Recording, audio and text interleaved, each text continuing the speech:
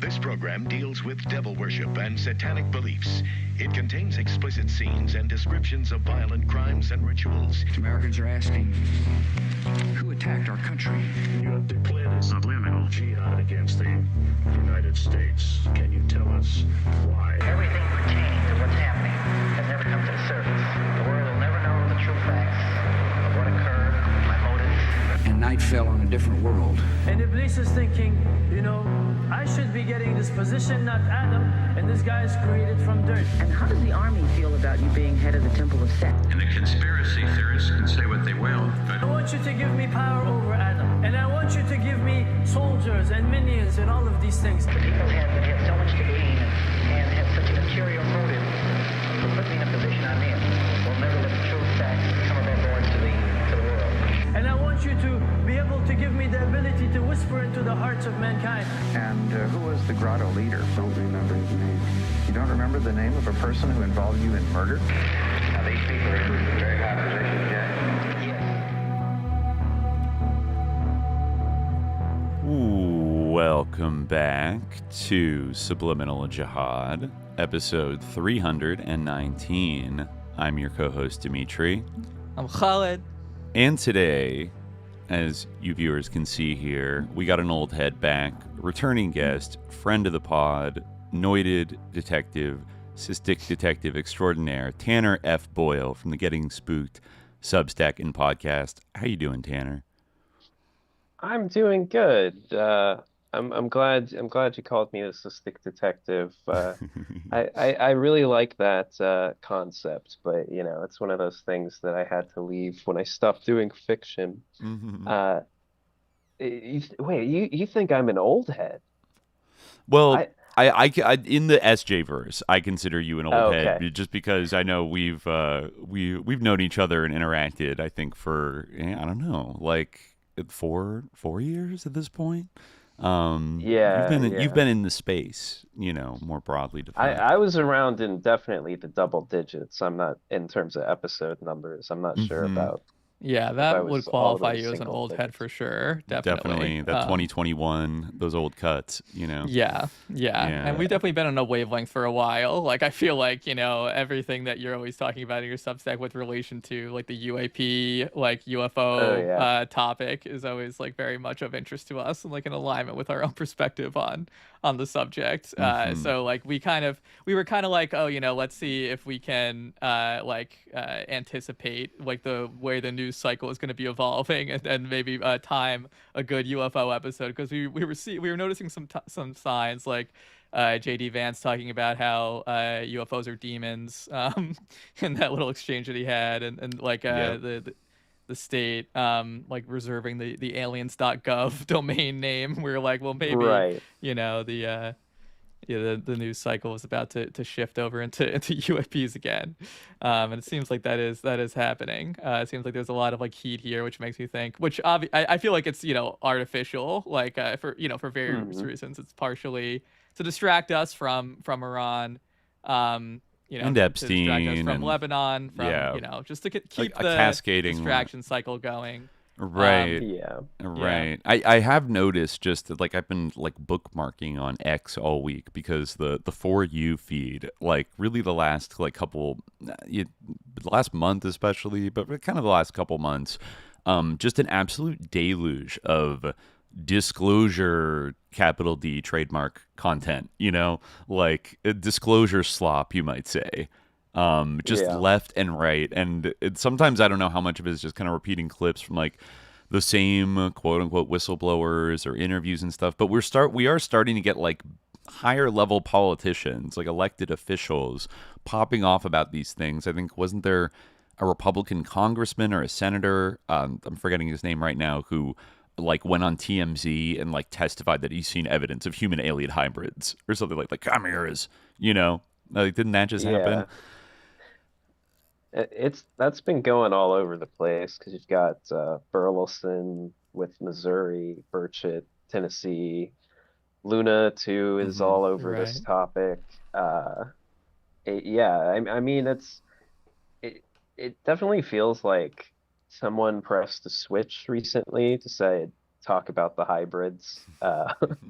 Everybody needs to talk about the hybrids, and I don't know, like it's if you look at ufology, it's all just kind of like this circular discussion between like insular groups, and it mostly does like generate from the same people, and it's been the same people since like the 1970s even.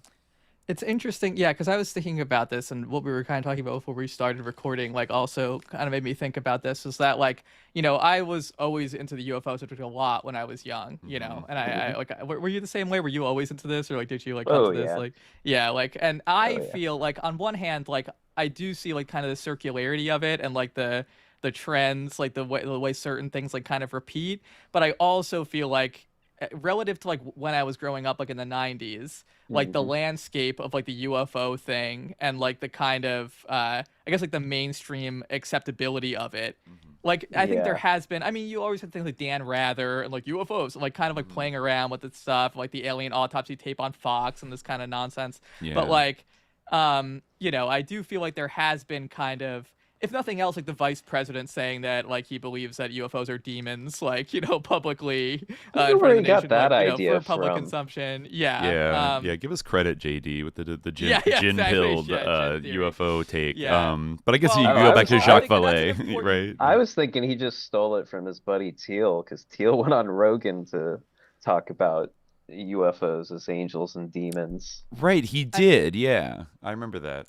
I mean, it is like a, I mean, you could trace it back to Jacques Vallée, but it's, you know, a pretty popular idea. I mean, I like one thing I do want to be careful to do in this episode is to draw like a distinction between like gin theory and demon theory, because like at first, like you can kind of, you know, like there's kind of a similarity between these things, and like demon theory is closer than the ET hypothesis to gin theory, which I'm an advocate of, but I think that's something that's really coming to the fore now in the sort of UFOs or demons discourse, is that UFOs or demons has kind of an eschatological like significance, you know, like if we have this like increased demonic activity, you know, these signs and wonders, like that means that like we are in like the end times or whatever. Whereas like with gin theory, like they've always of been course there. like there's many explanations for like people claiming to have seen UFOs or whatever, like things they can't explain, right? Not everything that you can't explain is a jinn, even though like jinn exists. Like, you know, there's always jinn like running around doing like weird stuff and like manifesting in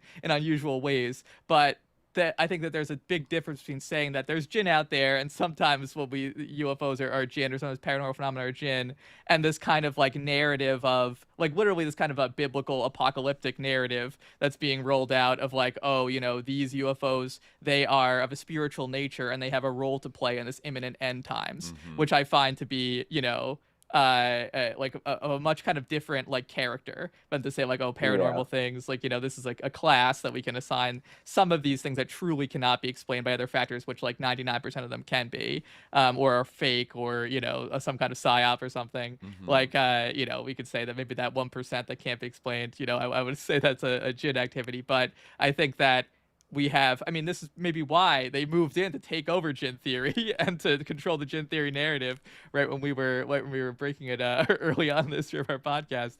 But you know, I'm joking, but like but yeah, like they definitely are kind of using this to weave this sort of, I mean, you mentioned Thiel, like that is obviously his fixation is kind of this eschatology, the Antichrist, and the Antichrist and all these things, the time of revelation stuff. So I think that is like an important thing to like bear in mind in terms of this like this religious discourse of the UFOs. Like it's not just about like, you know, are these spacemen from another planet versus are these, you know, something else. It's also about like, in saying this, we are like suggesting that like these like sort of this increase of activity is happening that signals like, you know, something in alignment with our goals, you know, we're building up towards something, you know, an history defining event / religious goals.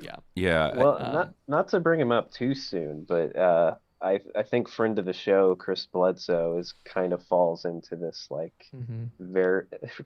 I was hoping for a laugh when I called him friend of the show. I was laughing away from the mic, but great friend of the show, Chris Bledsoe. Well, you know, it was a delayed thing, you know. Anyway, because he's got kind of what you're talking about, like an eschatological view of. Sorry, can you guys hear that noise? No, I don't think so. Okay, someone is blaring music. That's fine. I can't hear it at all. No. That's fine. Huh. But he has been kind of waffling on what exactly his like end time scenario is. It can either be the return of the lady. Oh yeah.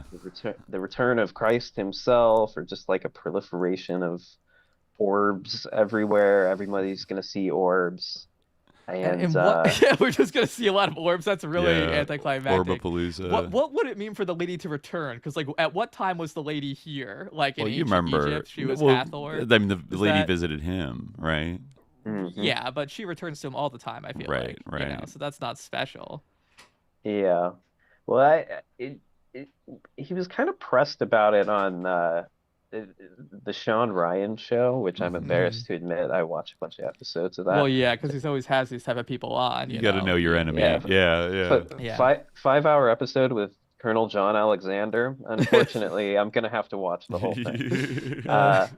But he was pressed about it by Sean Ryan, and Ryan eventually got him to say like the return of Jesus, and it almost like a question or like but it was like edited in a way that made it sound like it was that, because that's what Ryan's audience wants to hear. Well, that was like was that the same one? I believe that was the same one where Sean Ryan like didn't release it, and there was like this whole thing of like release the episode, like stop hiding it, and then like it was this thing where I do remember this pretty clearly. Like Sean Ryan said like the return of like Jesus, because he's like this this is when everything's gonna return. He was like Christ, and then he was like Christ and the lady and the whole heavenly host. It made me think of that forum post that's like every character like comes in with a huge party, like the whole heavenly host is here. But weren't we supposed to like just like a couple days ago, like on Easter, right? That was supposed to be the day when like a ruby like opened up in some kind of like sphinx or something, and like that was the day, wasn't it? Some kind of constellation was going to be aligned. Yeah, like Regulus or something like that, like aligned. It has been changed to October. I'm not sure when that happened, but that's what everybody kept saying. Right. I don't know if this is like a when prophecy fails scenario where it's like, well, we're moving it to hard to October. perceive it as anything else. Prophecy is definitely failing a lot. I will. Like, so many dates have been rolled out and pushed back. I will give Chris Bledsoe just a little bit of credit, because he had to deliver something on Easter 2026, and he posted this strange video of what he claims was an orb floating above his house in North Carolina. I think Chris Bledsoe posted this. I'm looking at our notes right now. It kind of looks like like if you look at like a single cell under a microscope, it's kind of hard in context to like figure out what the fuck this thing is, or whether it's like completely fake or not. Somebody does ask in these comments, what happened on Easter? And Chris Bledsoe wrote, "The lady came and my daughter Emily was with me." So he claims that the lady paid him like a private visit on Easter, and then an orb showed up over his house, which he has video of. That is a strange looking orb. I'll give him that. It's quite high def. But also I don't know what I'm looking AI upscaling things. Oh, okay. That kind of explains it. Because he never shoots anything in focus. Why would you? Right? Yeah. And then he AI upscales them. And I'm sort of like people perceive me as like a Chris Bledsoe debunker. And I feel like I hate debunkers as much as you guys tend to. Because I do think perhaps something interesting and unexplained happened to him at one point in his life, but he's now at this stage where it seems to be like diminishing returns, and he's forced to like, I mean, he's going on tour basically, having like sky watching parties. And if you don't get the orbs there, like, you're not getting your money's worth. No, I mean, I feel like maybe he it's weird because for a while he was like kind of like being rolled out, as like the new golden prophet. But I think, I don't know, maybe there's something, maybe his family was too weird. Maybe like Ryan Bledsoe was like, too involved in the operation, like kind of weirding it up or something. Maybe he wasn't the right vehicle, or people like, people just didn't, he seemed like, really trustworthy to maybe some, but then people were kind of like, oh, what the hell is all this? Like, what's this? Like the lady, like, what's that? And then it kind of just started to fall apart. He couldn't sustain it. Like, but it did seem like, we read his biography, and it seemed like, he had a lot of like weird stuff happen to him his whole life. Maybe there was some kind of like, like genuine, like unexplainable or,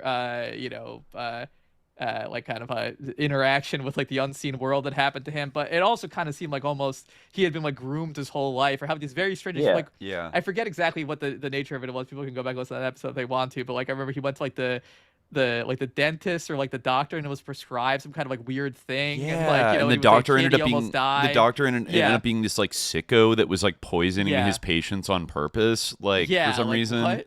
Yes. Yeah, like serotonin shock level antidepressants given to him, and there's also that interesting tidbit in there where he claims that he was treated by Jeffrey McDonald as a kid. Oh, right, yeah. He was like, all of his doctors were like incredibly sus. Like, yeah. He's got a gifted child energy in a way.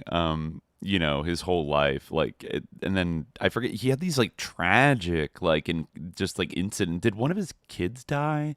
I think his wife died. Like, he had a fight with her. Yeah. It was and she got in a car crash. Yeah, like she was leaving, like after he had a fight with her. Yeah. And then like he was driving back and like saw his wife's car on the side of the road. He's like he saw the car accident. Was like, oh man, like what a horrible car accident. And then he realized like it was his wife's car. I mean, like he had a ton of like trauma. He like lost everything after 9/11 because he was like didn't he live near Fort Bragg? Yeah. And everyone got deployed and the economy collapsed. Like the local economy kind of tanked. Yes, he lived right next to Fort Bragg, and like all this weird shit was happening. Like all his doctors were like Fort Bragg doctors. Yeah. I mean, we talk about it at length in one of our episodes about Chris Bledsoe that we did recently. But yeah, it's very, very strange. But yeah, he's kind of he has like sort of dropped off the radar in a way. Like I think it might be just because I don't know, his whole operation just didn't wasn't the right combination. You know, like he didn't hit the way people thought he might. I don't know. Yeah, I mean, sorry, go ahead, Tanner. Well, I was just gonna say when the Iran-Israel stuff was kind of popping off. I'm not on TikTok, but I made an account just to keep up with some bullshit like this.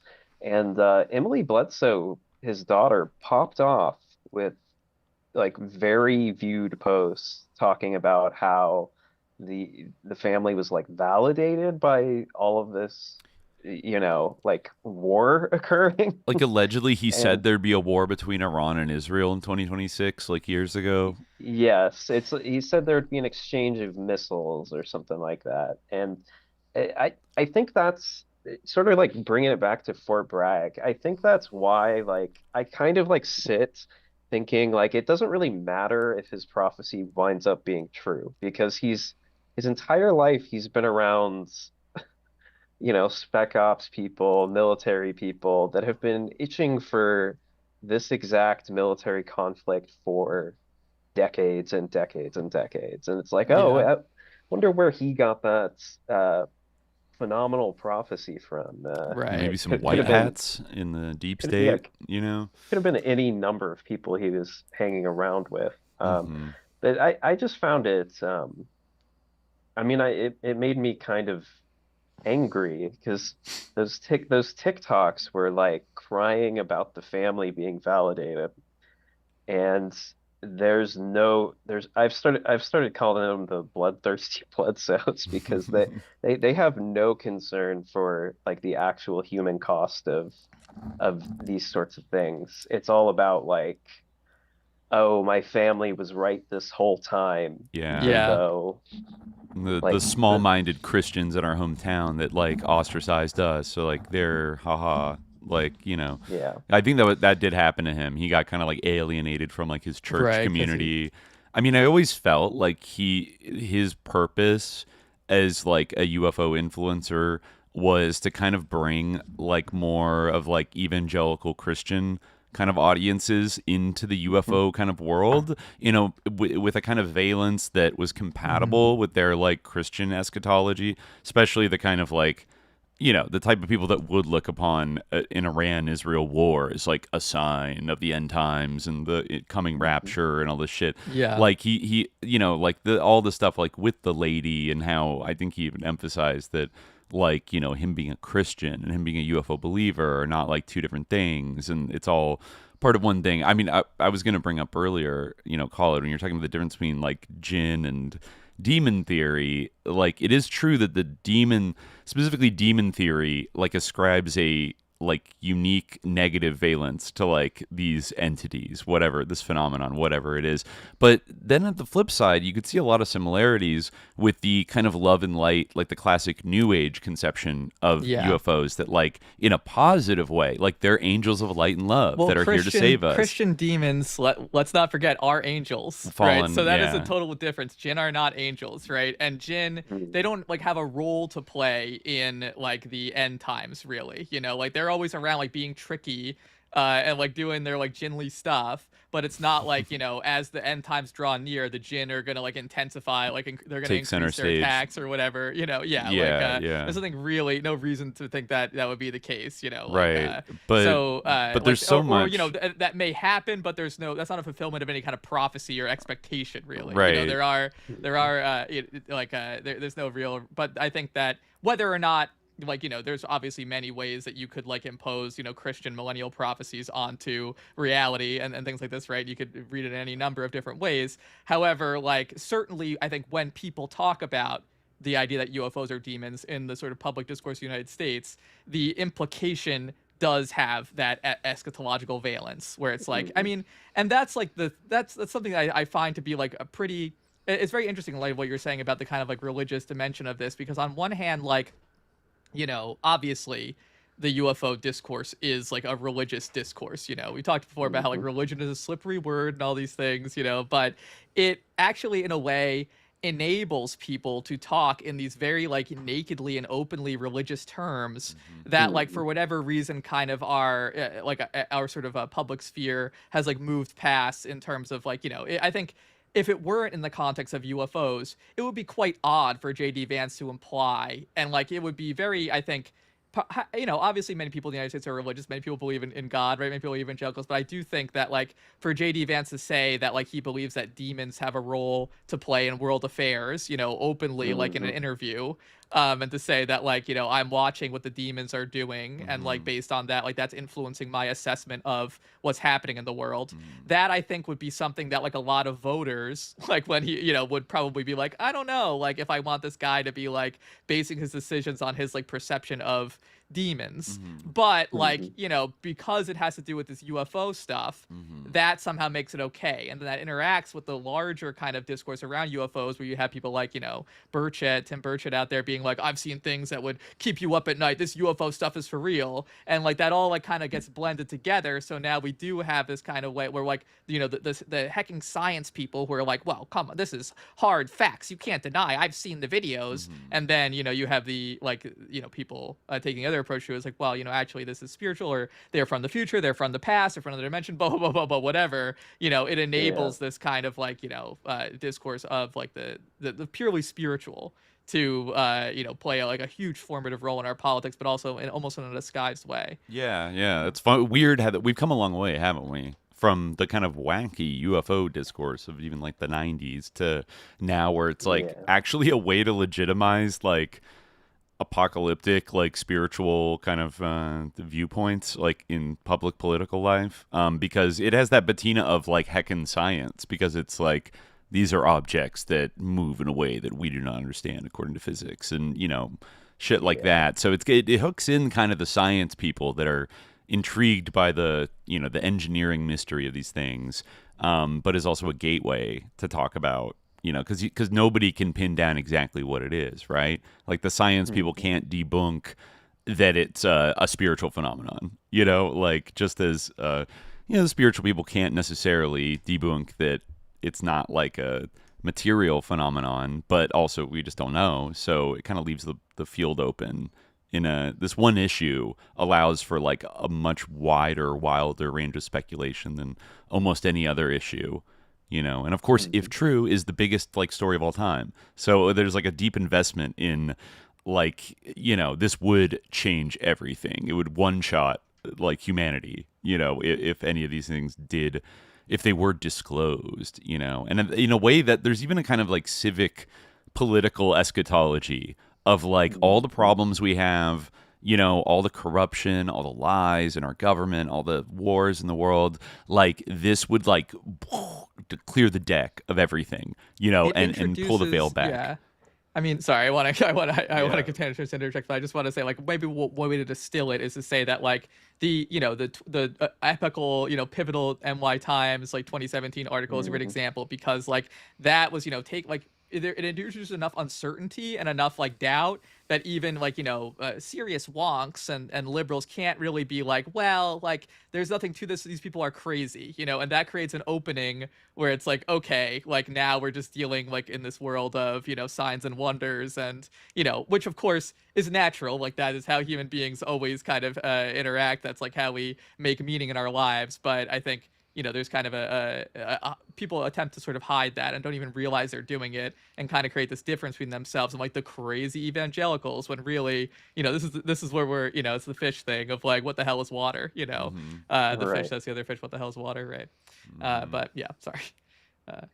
Well, no, I'm glad you brought up the 2017 story, because I feel like that is, like, I mean, it was, even within ufology, it was kind of poo-pooed as, like, not that big of a deal. The revelations weren't that insane, but it kind of completely shifted the subject matter into something that can be covered seriously, and not always in, like, a way that I would say is positive, obviously, because you now have people like Ross Coulthard at Newsnation, who covers all manner of nonsense directly after I mean, this was just in the news again. He moved to ufology after trying to defend an accused war criminal in Australia, who has now been, I think, found guilty and prosecuted for those war crimes. Right. I just saw, people griping on X about this hero that got, prosecuted, who probably killed a lot of children in Afghanistan. You know, like murdered a village, unarmed civilians, and Coulthard making that turn, I find very interesting, because when he did those stories, this kind of gives you an indication of what even I would say the 2017 TTSA stuff kind of was. Coulthard was hired to he was assigned to basically write a counter argument to all the other news stories coming out about this war criminal.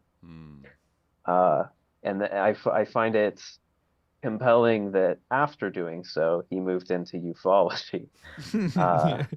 But I think the main effect you can kind of see, like you're talking about UFO Twitter earlier, that did not exist prior to 2017, and most of the people who are involved with it had no conception of the subject matter before 2017. And you kind of see this clean break of, like, UFO people who know the history before then, and UFO people who are coming to it after the fact. And the people who are coming to it after the fact seem amused and bemused by anything that crosses their eyeball. Even though it's, like, stories people have been... I mean, it's like Bob Lazar. Oh, God. Yeah, he's had a second wind, basically. He wouldn't have had that second wind if it weren't for this, like, clean cutoff. You're right. There's, like, an eternal September reset that kind of happened around that time, where the real old heads, the type of shit I would find on, I don't know, like projectserpo.com or something in, like, 2012. Like, there was some wild shit, and it's actually wild too, because what also popped off in 2017, QAnon, right? And QAnon adopted a lot. It cribbed from, like, a couple different, like, previously existing conspiracy communities, but it definitely had that, like, it used the term, like, white hats, which, like, I'd heard that before, but literally only on, like, projectserpo.com, like, message boards and shit about, like, the white hats, like, have blackmailed President Obama with his real birth certificate because the Dracos are, like, Obama works for the Dracos or something. Like, there was shit like that going on, where it was like, oh, there's, like, all of this, like, kind of this ARG stuff of, like, there's a good wing of the deep state and a bad wing of the deep state, and they're, like, fighting this shadow war, or even going back to, like, Dulce, the Dulce underground base in New Mexico, the when was that? Were they shitcoating Zora Ranch? I don't know, but the story about like the Delta Force guys like be like, get out of here, and just like blasting at these like alien clones and like destroyed. Just like total. That's my favorite. My favorite thing. I think I've said this like a million times in the show. But like when the Gray he like rubbed his belly and like shot it like a Care Bear laser at like and liquefied his organs or something. But that shit was going on for a while. Then Phil Schneider lost part of his hand in that battle. Right.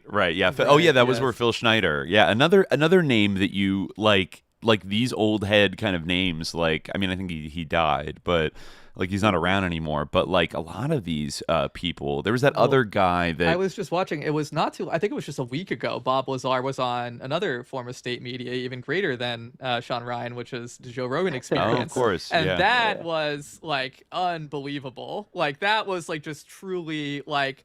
Joe Rogan, like this guy, it's insane that how many people listen to this guy. I hope that like they're just like doing it out of like habit or like morbid curiosity and not like because they take seriously anything that he says. Although like, I don't know, people can be impressionable and like everyone around him kind of has to act like what he's saying is like in some way profound or should be taken seriously. So I don't know. I hate to say it, people probably do think that like what he says, is worth taking seriously. But like he was going off about how like we're territorial primates and with the vaccines, they're giving everyone vaccines are causing a lot of autism, and also everyone's like losing their gender, so that proves that like in the future like we're evolving into grays. Like that means Classic. That like if we continue down this path where we all get autism. And I guess that will make our heads big because everyone knows that autistic people are super intelligent or something. I don't know. Like, I mean, just look at Sam Altman, all these geniuses, right? Brought to you by Perplexity AI. And Peter Thiel's hot tub. So but also, like, I guess we're losing our genders. I forget exactly what his, like, scientific rationale for that was. Like, that we were going to, like, stop having sex organs, but anyway, that's like an old school ufology idea, is that like grays are evolved humans time traveling from the future, right? I mean, it would it makes more sense in the idea that breeding purposes. Oh, because they can't breed anymore. Because they can't reproduce. Yeah, I mean, the idea that like we would have to be. I mean, again, like I said, my official stance on like the Greys, if they have any reality, like is that they are Jinn, right, which appear in many number of forms. But and of course that's a feature of like UFO reports, right? These aliens have all sorts of different forms, right? There's Greys are more popular, especially with like the mass media and all these things. You're like, but you get the Nordics, the Draco, and then like a bunch of like other weird stuff.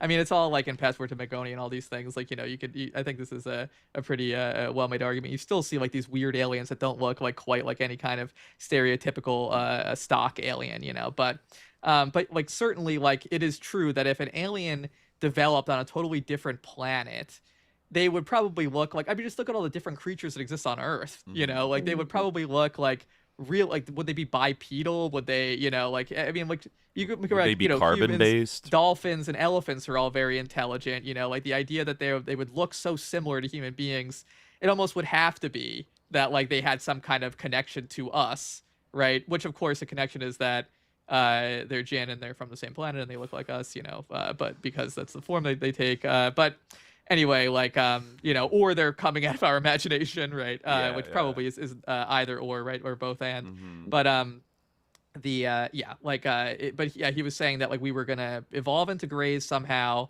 and Bob Lazar was like kind of like going along with this or whatever. Honestly, critical support for Bob Lazar, who was actually kind of pushing back against this because Joe Rogan was saying like, well, this is the problem. Like, we need to evolve into the Greys because right now we have a serious problem, like with countries like Iran having a nuclear weapon.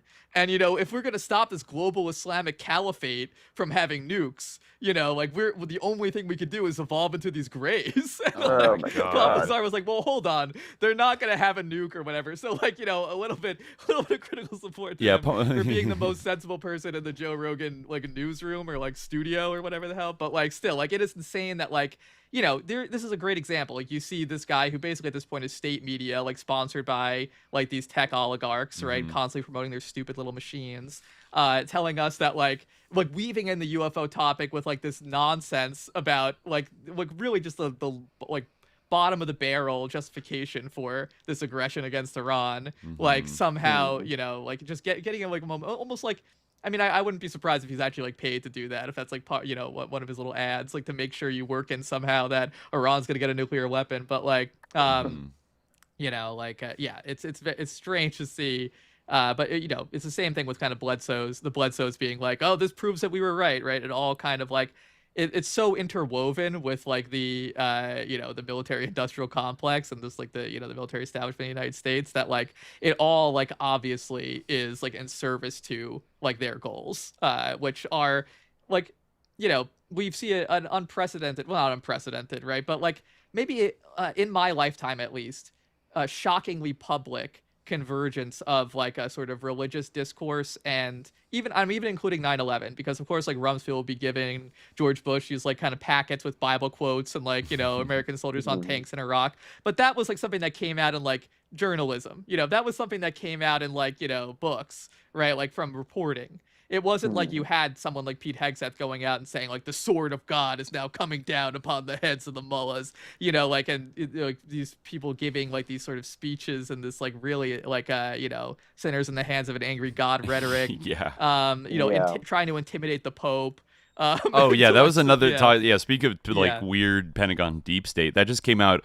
And just to make it weirder, it came out in an exclusive from the Free Press. So I don't know what Barry's agenda is with all this, but like apparently, I forget if it was the ambassador of the Vatican to the U.S. or like a high-ranking cardinal or something like that. Like a high-ranking, official of the Vatican was invited to the Pentagon allegedly by Elbridge Colby, who I think is either an assistant or a deputy secretary of defense for Trump, but is also the grandson of CIA Director William Colby, who is, by the way, they're kind of rare. I mean, they're very waspified, but they are Catholic.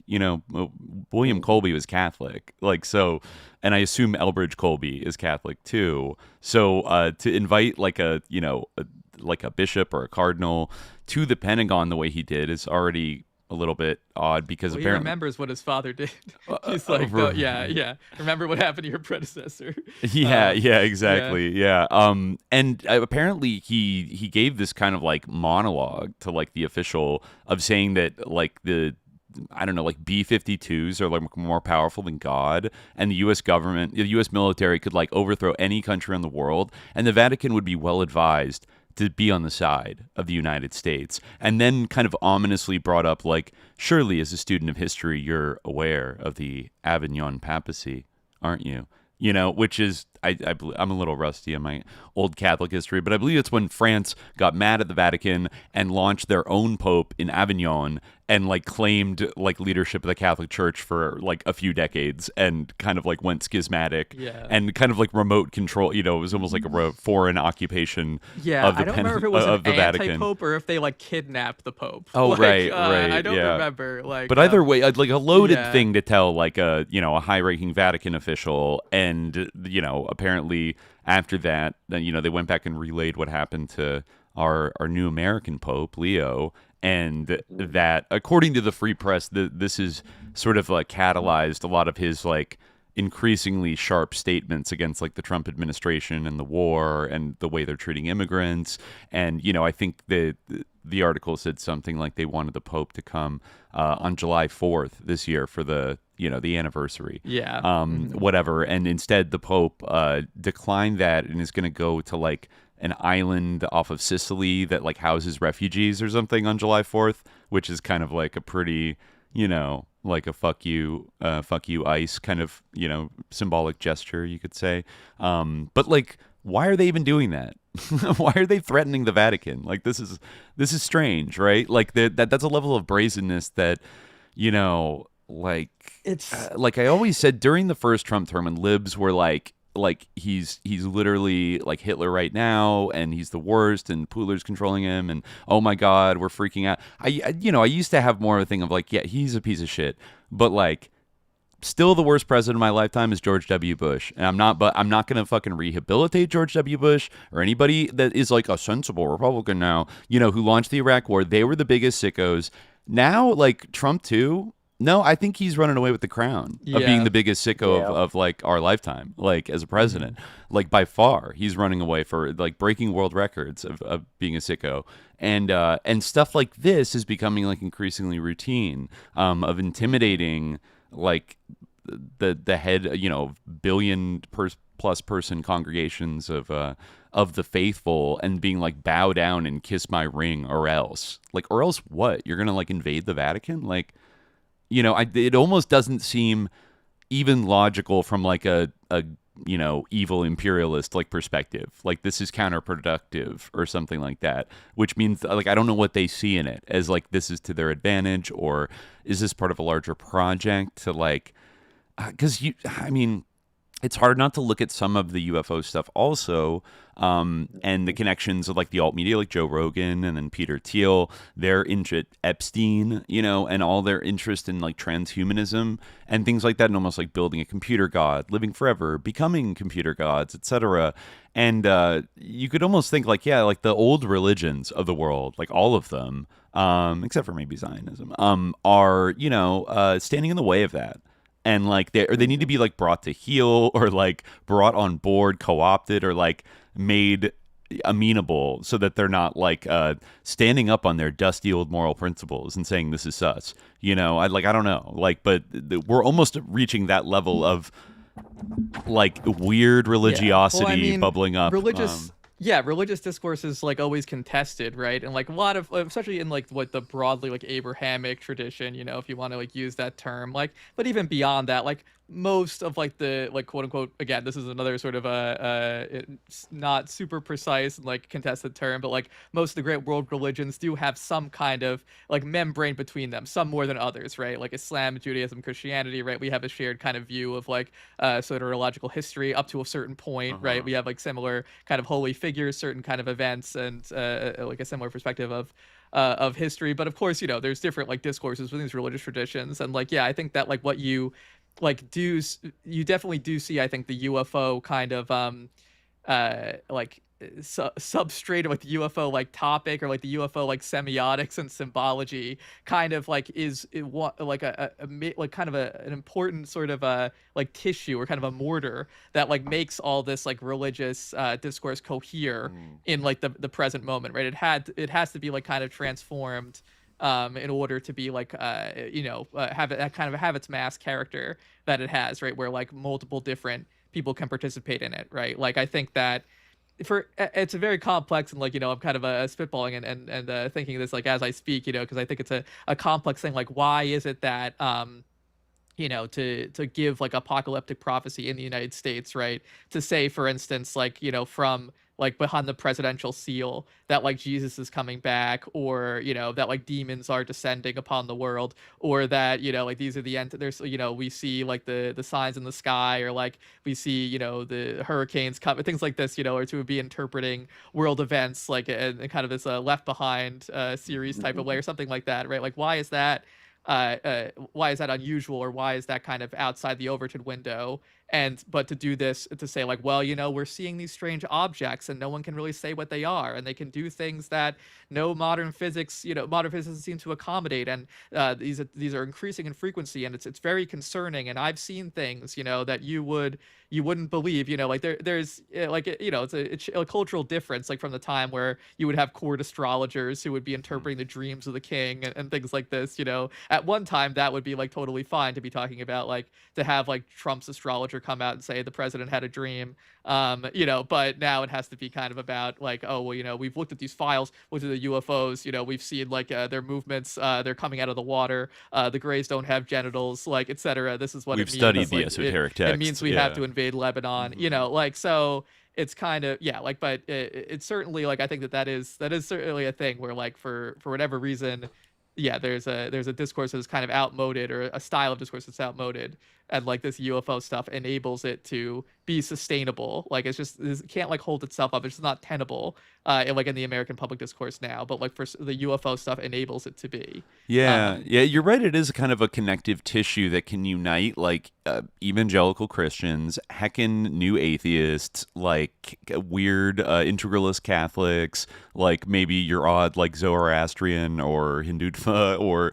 whatever, like Zionists, like all these different types of kind of even like just like heckin' science, like secular people. It can unite them in this kind of like para-religious belief that they could lead to the kind of like a forging of like a new religion, like a new kind of like meta, like a postmodern religion of some kind.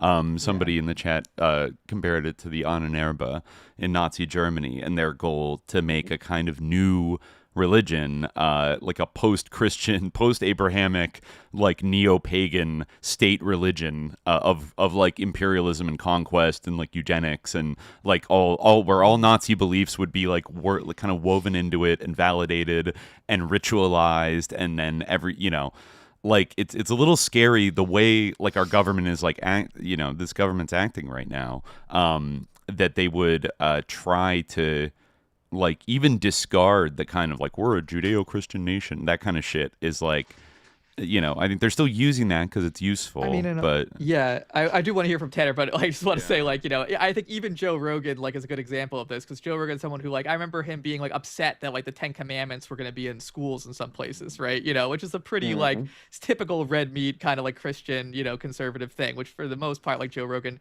is certainly a conservative, right? And kind of a right wing, but he's like opposed to that because of like freedom of religion. But at the same time, because of the UFO slop, he'll be able to be like, well, we got to invade Iran because, of the Greys or something, that is kind of like, it enables that to be, and like, he has this giant audience, people like take him obviously very seriously. So it's definitely a phenomenon. I can actually thank you guys, because when we did that call in, you asked me like, what's the utility of the UFO topic? And I said, well, I have 7 points, but I haven't written them down. And I wrote them down after that episode. Nice. And yeah, it is kind of this, ufology is more like a multi-tool than like a blunt instrument. And I think that's why it's useful, because it historically, it's been kind of a psychological operation. And that's just historically down the line, or like an intelligence gathering tool. And I think maybe this is recognized so that people who are trying to inject a little bit of like apocalyptic religiosity are able to do so a little bit more sneakily. And I think it is just because it's become a more accepted topic.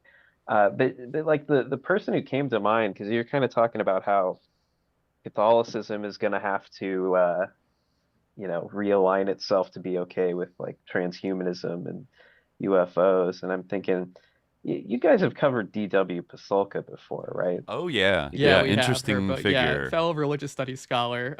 Yeah, so in fact, I think she's the chair of her department over there, if I'm not mistaken. I don't know, but I remember that book, joking, American like, well, I'm not getting hired there. Yeah, she had the American Cosmic book years ago. Yeah. Yes. Yeah, I remember tuning into that.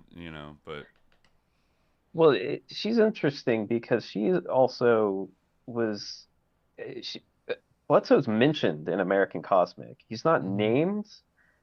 He's referenced to obliquely and then credited in the acknowledgments. But as she was going through that like tour of like UFO religions, it's very clear that it's like a Catholic UFO religion, which is essentially what Thiel kind of wants as well. He forces all of his friends to be Catholic, even though he's never converted himself. Yeah, he's not. The weirdest thing is he, like, a lot of people assume he's like a trad cath, either born or like a convert, and he's not. He's so slippery. He won't even say exactly what denomination of Christian he is. Like he says, I think now he says I'm a small O Orthodox Christian. What the fuck does that mean? What the Okay. fuck does that mean? Okay. You know, Nothing. like 'Cause, yeah, like literally, if you were like, that doesn't make any sense. no, It's you can only be nonsense. capital O, and then you're something else. Like there's no Yeah. like I mean, there is like Catholics consider them to be orthodox, but certainly like if you think of orthodoxy, whatever. Yeah. Sorry, just keep Anyways, going. but yeah, go on. Yeah, Catholic UFO religion, Pasulka, right? He's born to be a wandering bishop, but that's kind of gone away. Yeah. But I mean, that book American Cosmic was essentially like a book about UFOs, but its climax is one of its main characters has, and I'm talking about it as if it's fiction, but it's parts of it I've done quite a bit of. This was in my series on Bledsoe, and I sort of revisited it. And her main source in that is this Tim Taylor, who goes by Tyler D. Weird figure. Right. He's He was like big the- in Bledsoe's book, right? As somebody that like came in to Yes. like help out, but isn't he unnamed Correct. in Pasulka's book back when it came out? Like he's a secret government insider, but you can kind of put it together and figure out that it's him. It's been the source of some like schism, I think, because I don't think Pasulka and Bledsoe get along anymore. Right, they had some kind of fight. Yeah, like Yeah. like one of them accused one of them as being a Fed. I forget who, like, or a disinfo agent, something like that. Yeah. Well, Pasulka alleges that Bledsoe has been Benowitz, which I mean, I bring this up all the time, but they've been Benowitzed by the same people. Yeah. Right. Like no offense, but this Tim Taylor guy is not. He can't be on the level. I'm sorry. Mhm. There's something amiss.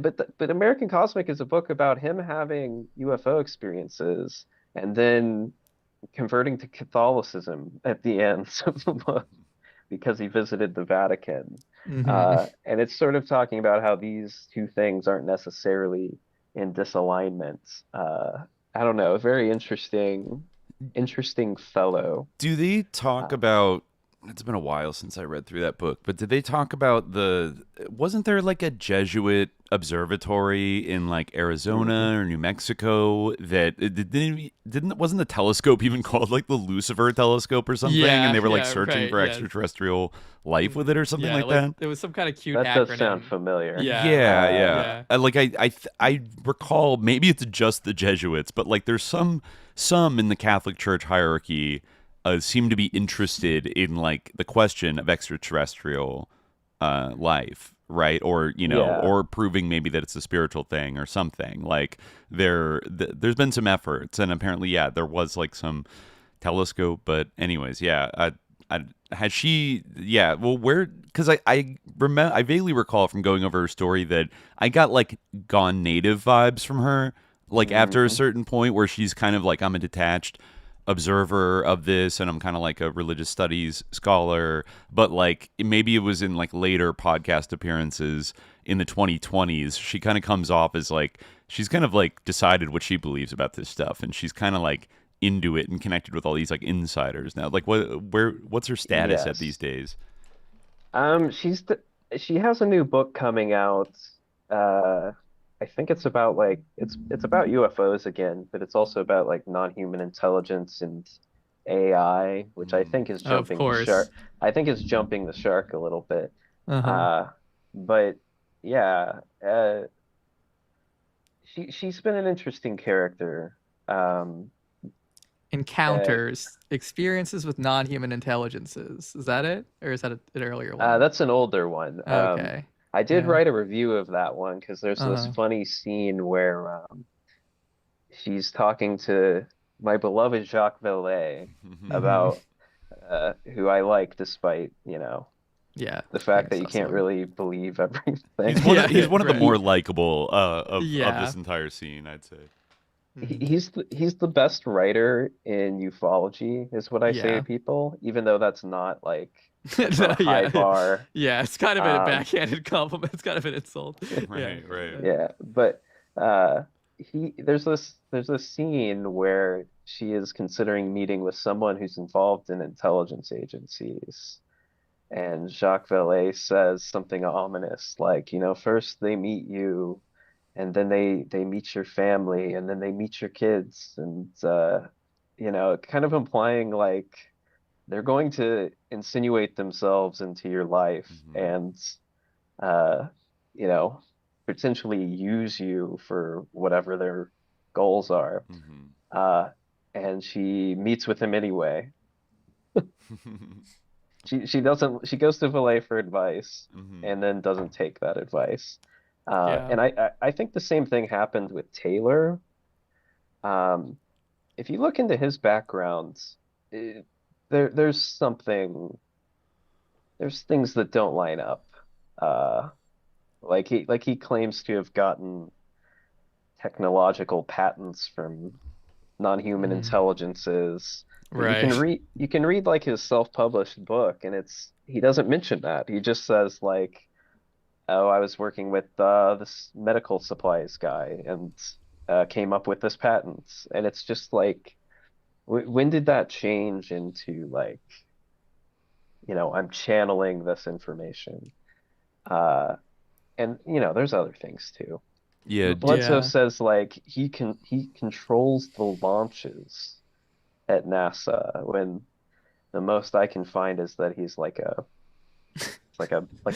guy who buys materials for Cape Canaveral or something.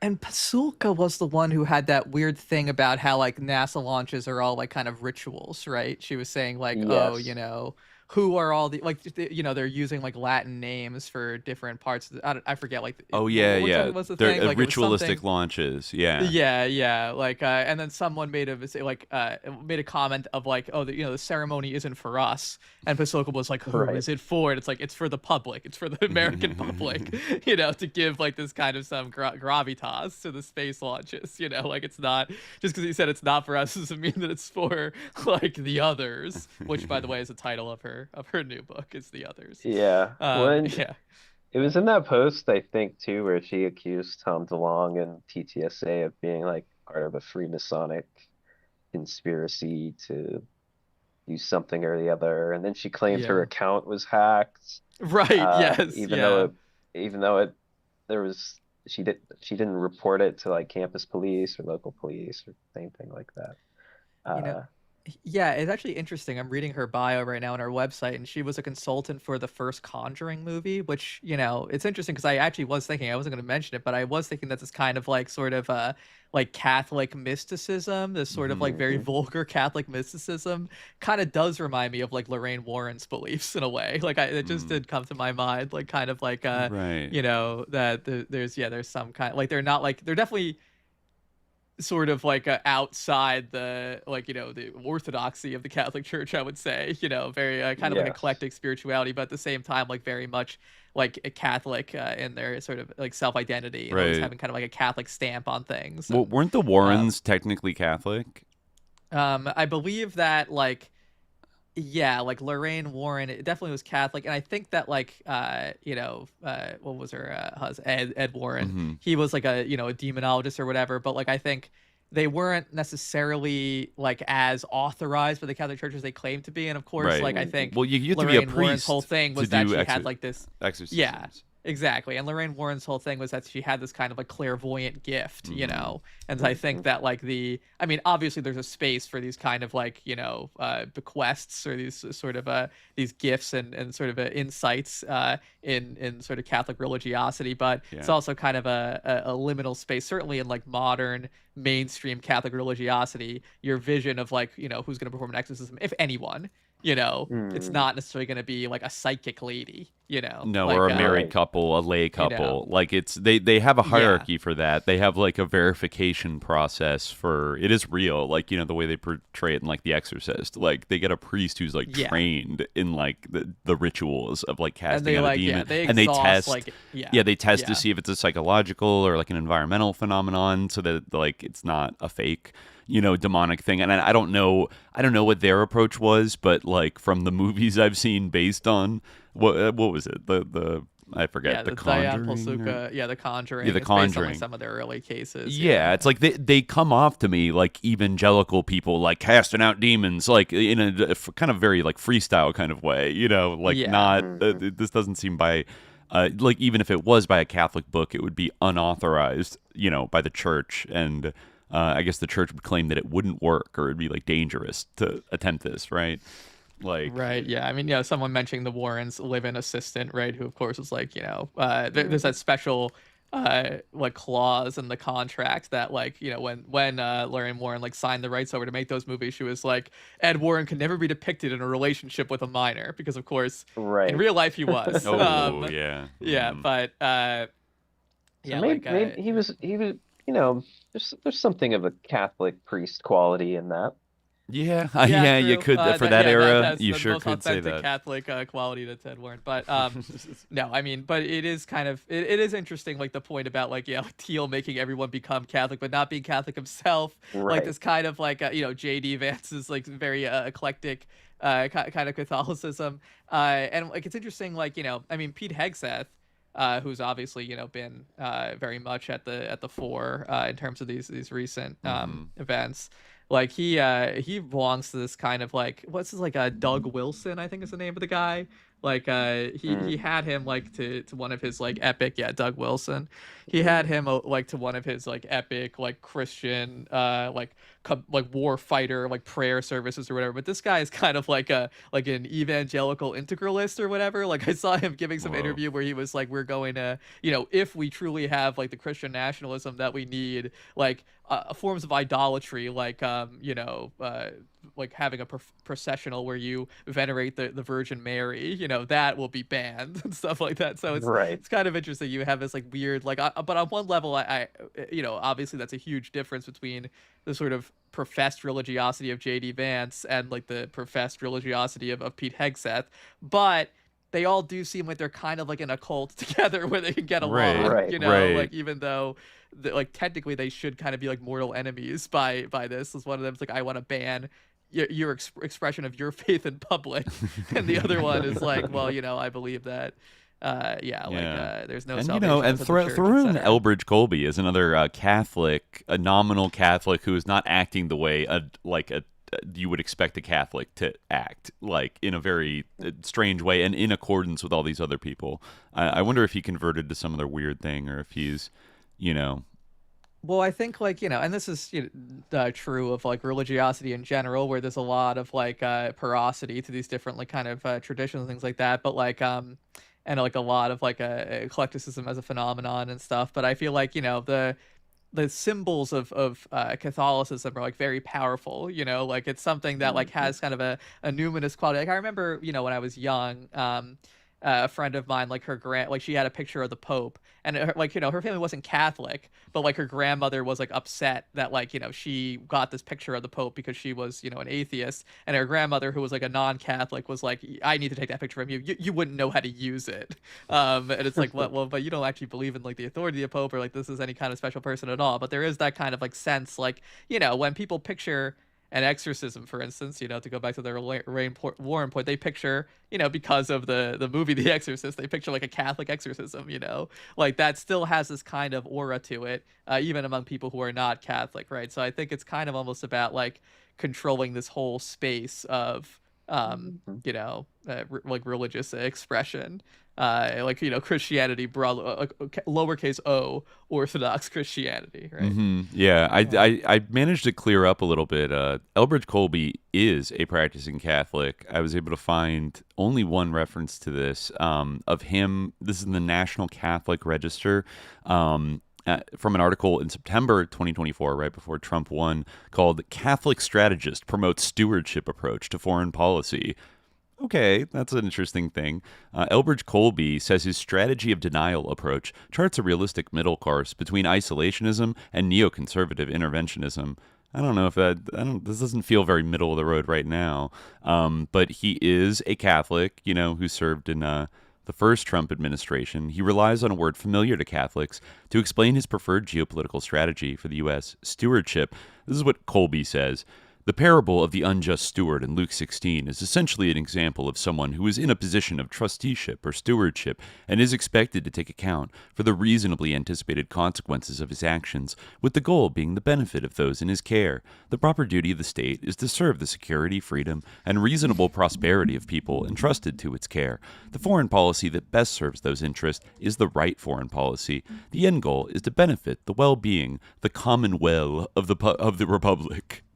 Okay, yeah. So like I remember him being promoted a little bit as like an like an anti-interventionist kind of conservative force that I think he even didn't he like publish he authored like a white paper right after Trump got in. I do kind of remember this happening where Elbridge Colby apparently was like lobbying for U.S. withdrawal, like strategic withdrawal from the Middle East and from like having Israel's back at least as hard as like, you know, the U.S. has been, and shifting all resources to like confronting and undermining China. Like, so he's one of these classic, like, no more forever regime change wars, but like that's because his eye is on the ball, the big dog that they want to take on, which is China, and they don't want any like they don't want to get bogged down in any like side quests. You know, it's like that's the fight. That's a new Cold War. That one is for all the marbles, all these other ones. Now you could see maybe the decision to go to attack Iran as like an attempt to like stymie China by like cutting off, and Venezuela, like cutting off sources of its oil. If so, I feel like it's not going quite the way they planned it at the moment, but it is weird that he's kind of being like promoted as like, oh, this middle path, like ethical guy, and then he invites like a Vatican official to the Pentagon, and there's a weird reference in the article that said that he brandished a 14th century weapon in front of like the cardinal. I don't know if that's like a turn of phrase to mean that like he brought up when was the Avignon papacy? It was it was in the 14th century. Okay, I think to the chat there that was wondering if he whipped out like an old medieval like saber or something. He's like, look at this, Cardinal.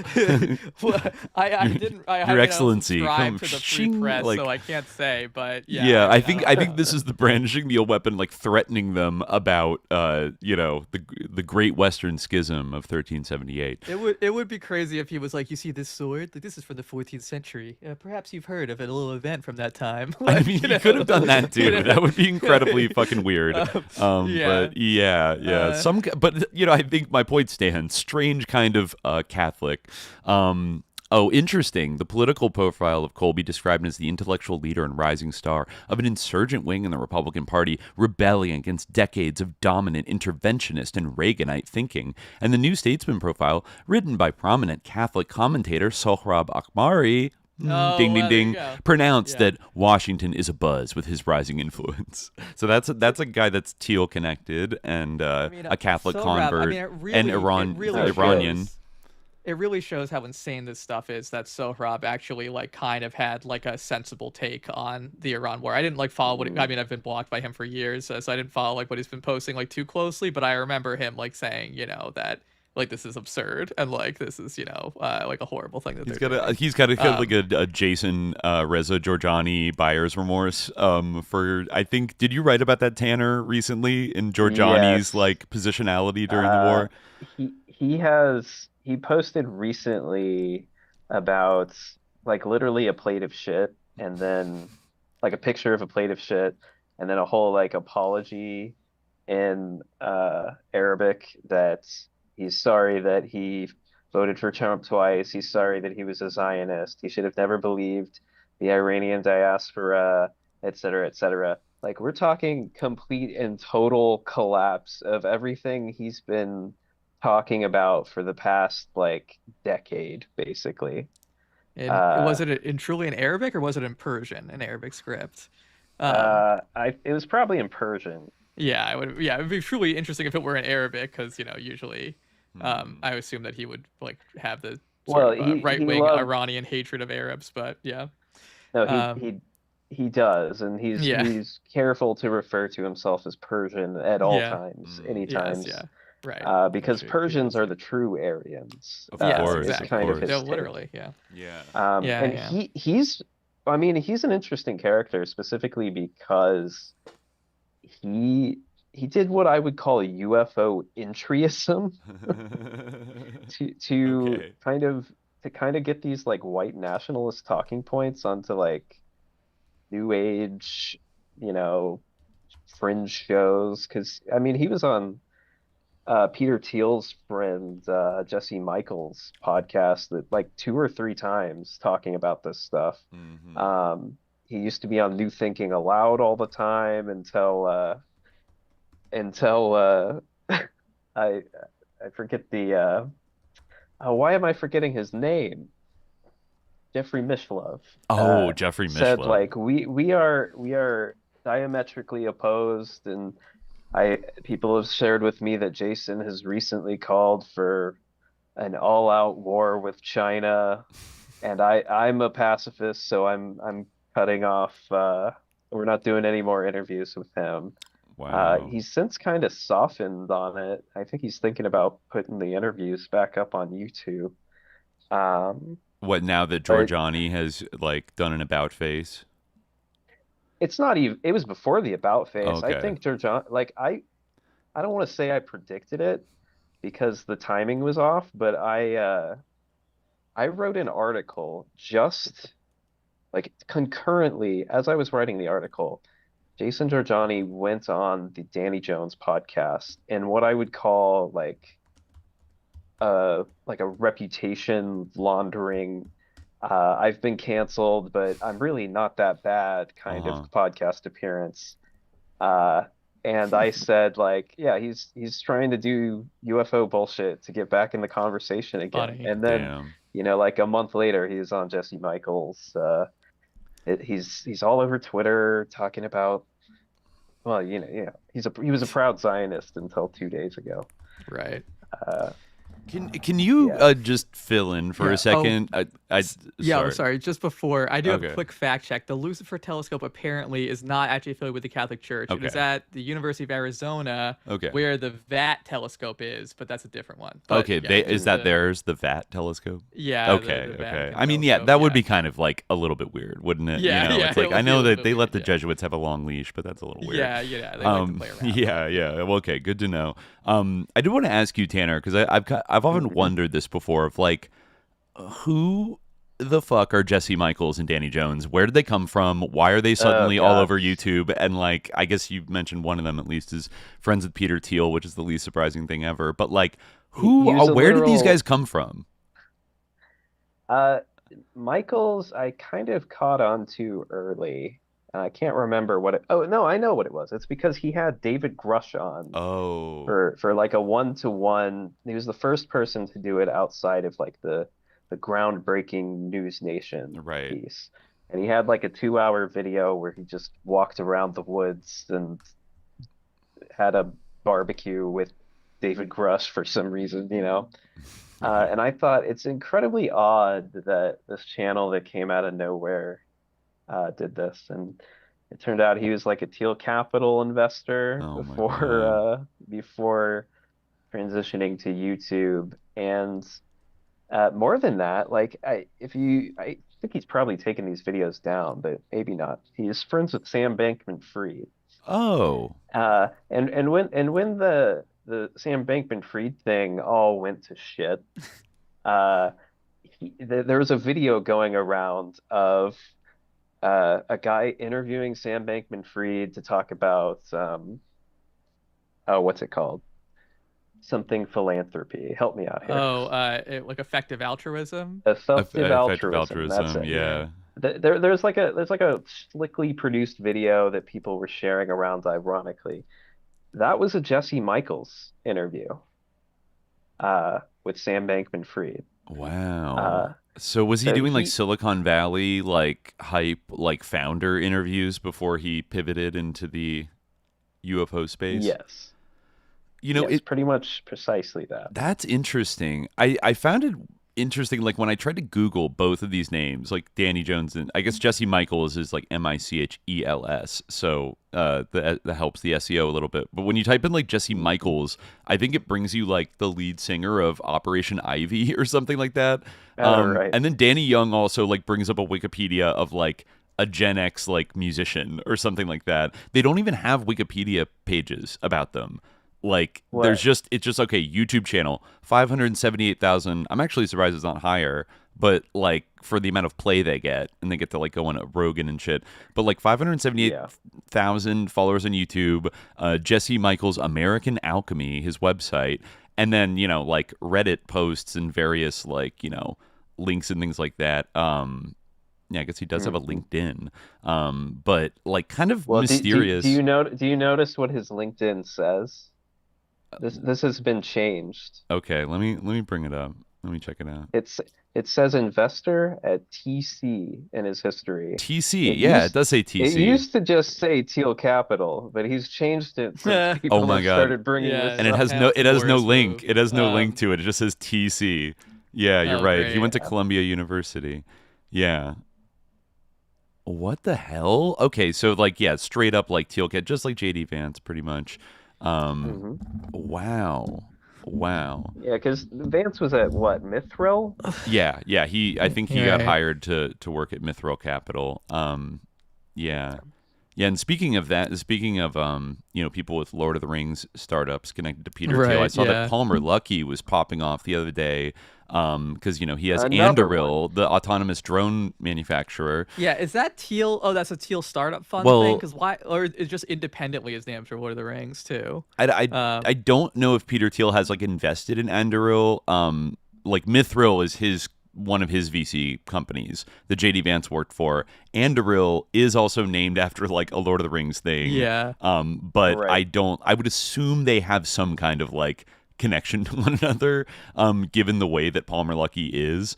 Let me see, let me go back. He got sponsorship from the Founders Fund like early on in his career. Exactly. I remember he got mad because he was seeded by Founders he got like Fund. canceled by Facebook because he supported Trump after 2016 and then has this big chip on his shoulder about it. He's been trying to get into like the defense contractor game for like years, like hobnobbing with all kinds of sus lords. He's absolute freak. A ghoul, as they would say. Yeah, he says that UFOs come from the past. Yes, they're technology from an ancient breakaway civilization that survived the cyclical event.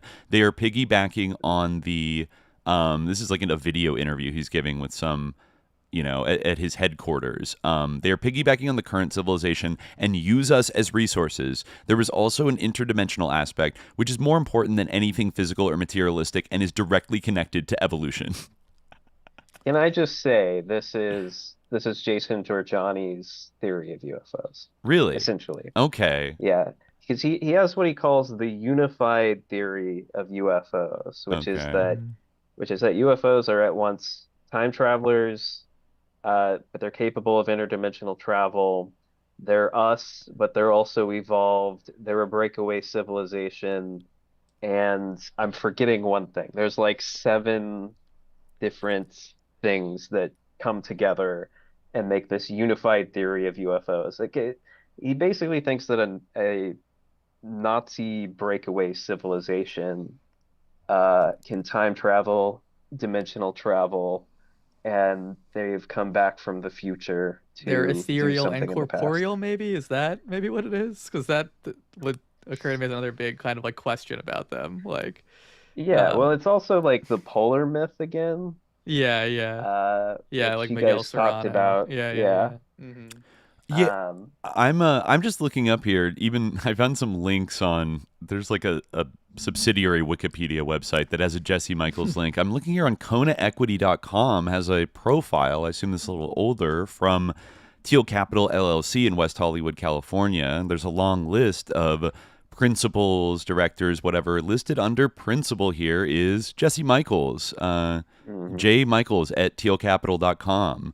I think also he wrote a very strange essay for the Columbia Spectator, I guess when he was in college there in 2011, called Dinner with a Dictator. We've come a long way in regards to purposeful free discourse with unsavory rulers. I don't know. This opens with like the year is 1933. You're a Columbia student. Nicholas Murray Butler, our prized president, decides to invite Nazi ambassador Hans Luther to speak on campus in the spirit of free discourse. Do you stand idly by? In fact, Butler did host a reception for the Nazi diplomat with little resistance from the student body. Those that did speak up paid the price. Robert Burke, a student who organized a small mock book burning and peaceful protest, was expelled, a shameful offense against the free discourse Butler claimed to promote. Today, the return of Iranian President Mahmoud Ahmadinejad to New York and the Columbia sphere has set the campus astir and evoked comparisons of University President Lee Bollinger to Butler. Wow, so the Zios on. What? Yeah, I don't know. This is weird. Like, this is like Ahmadinejad like invited I guess like some Columbia students to dine with him. But there was like protest about it because like you're sitting down with an evil dictator, just like when you did with the Nazis in 1933. But like, what's his ultimate take here? I think he thinks we should actually we should sit down with dictators, whether they're Hitler or Ahmadinejad, and hang out with them. I guess. Let's see. Yeah. He says, as a Jew, I am particularly ashamed of the warm welcome given Hans Luther in 1933. Although I'm especially sensitive to Ahmadinejad's anti-Semitic rhetoric, this case is different. Unlike Butler, Bollinger publicly disclaimed the content of Ahmadinejad's speech before giving him the pulpit in 2007. In stark contrast, Butler said Hans Luther was a representative of the government of a friendly people and entitled to be received with the greatest courtesy and respect. Ahmadinejad's dinner might prove to be a formative experience for some of the students involved. These students could very well be the craftsmen of future U.S. foreign policy. In deciding whether to engage in deterrence or a surgical strike in the face of an impending nuclear Iran, getting a sense of Ahmadinejad's elusive character at dinner may prove essential to our country's safety. For the Iranian president, the dinner is a footnote that holds no bearing on his ascension to international prestige and power. As long as we have no illusions about the erratic hate-monger and repressive ruler he is, I say, let them break bread. Interesting. So he's breaking down walls. He's bringing people together, even at this young age. Well, that's just like the Peter Thiel dinner party. Thiel probably read that and was like, "This guy understands why I invite I don't know why I'm doing the Jeffrey Epstein voice, but he did it too. I invite different minds together to talk." This is why I invite Noam Chomsky and Steve Bannon together at the same dinner table. Yeah, he gets it. He's breaking down all barriers. But yeah, wow. But then he went on, I guess, it must have impressed him so much. He got the J.D. Vance call up to the majors. Yeah. I don't know if he's done now. With Thiel's interest, that's an open question, isn't it? I don't think that he lists that as past employment, which I find interesting. Well, it's the Kona equity thing. I mean, I don't know if this is kind of like an aggregator website that helps you look up like, VC companies, but it does say last updated December 19th, 2024. So maybe he left. That was pretty close to when this channel would have started. The David Grush thing, right? Yeah. Yeah, and I mean he's listed not as not as an associate, blah, blah. He's a principal partner of Thiel Capital, like one of, Eric Weinstein is also, a principal. He's on the show all the time. Of course. Nobody addresses how they might know each other. I think they might allude to it, but no, it's an interesting network because Thiel's own interest in UFOs has been kind of, people didn't know it for sure, but there's a lot of paranoia that he's sort of the one funding different UFO related startups behind the scenes. And I think we're familiar with this dynamic, maybe in slightly other spaces, but yeah, it's of a pattern, right? It's everywhere, and I think that's why it's interesting, because I think that's how Grush became involved. Essentially, I think members of the Thiel camp kind of linked in with Grush, and I'll just say he talked to more than one of them, and I'm not gonna say any more than that, unfortunately. But and there was also fundraising dinners.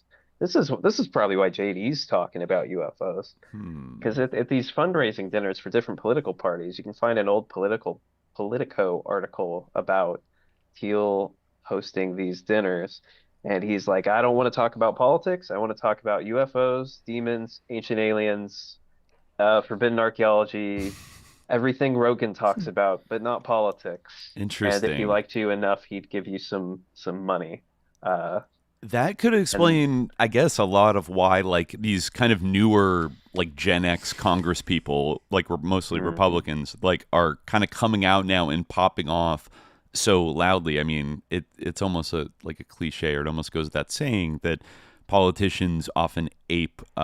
They say what their donors want them to say. Like there's an incentive system that everyone's like aware of, even if you don't like, it's not explicitly like ordered, a donor gives you money with certain expectations. That sounds like it's relatively blatant though, of like, this is what I'm interested in and I'll give you money if you're going to be interested in it too. So in a way you could see these people maybe as like funded sock puppets of Peter Thiel in Congress who have like specifically been given money to go and talk about this stuff. Like they, in that way, their backs are covered. They don't have to worry about getting canceled for being crazy because like their funder is not only okay with it, but like funding them because he wants them to talk about that. Right.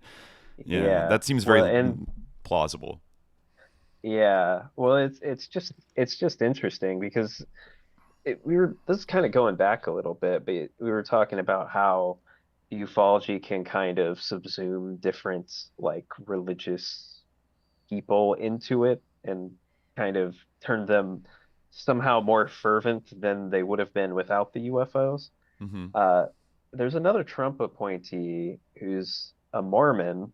This also relates to exorcism because he's that strain of Mormonism that actually does exorcisms. So like this is more of a fundy type of Mormonism.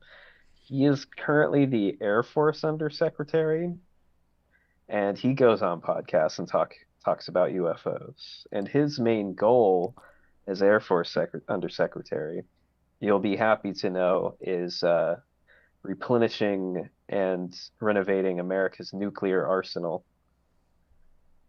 Huh. Yeah, I've heard before from people that like grew up in Mormonism that the sort of fear or like preparation or belief in like a nuclear apocalyptic like war in our lifetime is like strong in certain quarters of like Mormonism. I mean, they do kind of proliferate in like Utah and Nevada where there's a lot of bomb testing and weird military stuff and UFO stuff, so it doesn't like that is kind of the country where you would expect people maybe, but like it does seem a little, eschatological. The interest of some Mormons specifically. I don't know if there's like a doctrine or like a teaching that is at the root of that, but I don't know if you've heard of anything in terms of Mormons. Well, I think I feel like I asked Jimmy about this obliquely, and it's just that Mormons are becoming more evangelical, basically. Okay. Because that brings more people into the fold. And this guy certainly falls into that category. Like the Skinwalker Ranch stuff. Oh yeah. And, the current owner is Mormon. Harry Reid funded ATIP or whatever. Yeah. There's this Mormon strain that's not.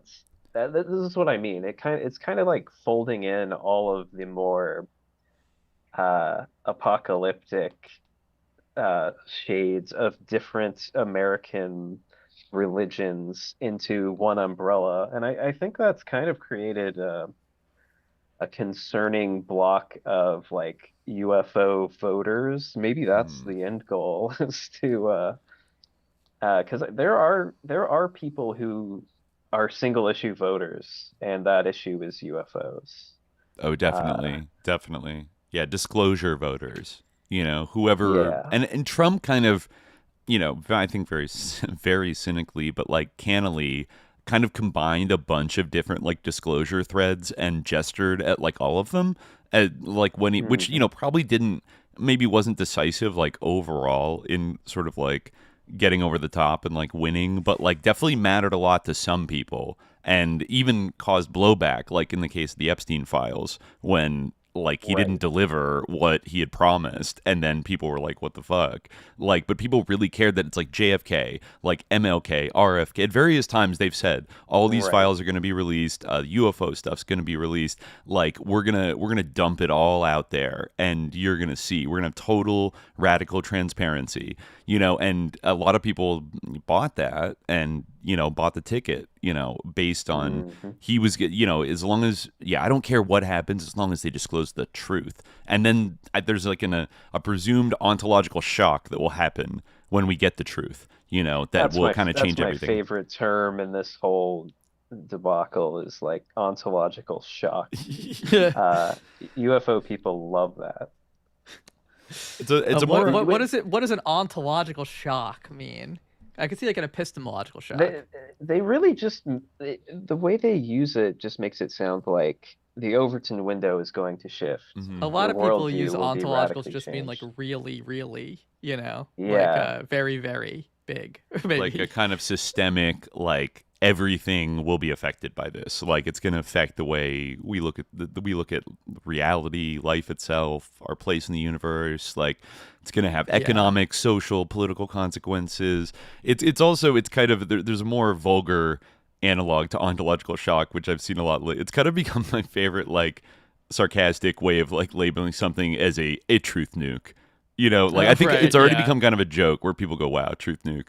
Where it's because like certain like bloggers or posters or whatever will use that to like hype up like I just told you something and it's gonna like blow your fucking mind and basically give you an ontological shock. Like a truth nuke creates an ontological shockwave that just is like, oh my god. That's the Stephen Greer catastrophic disclosure. Catastrophic disclosure.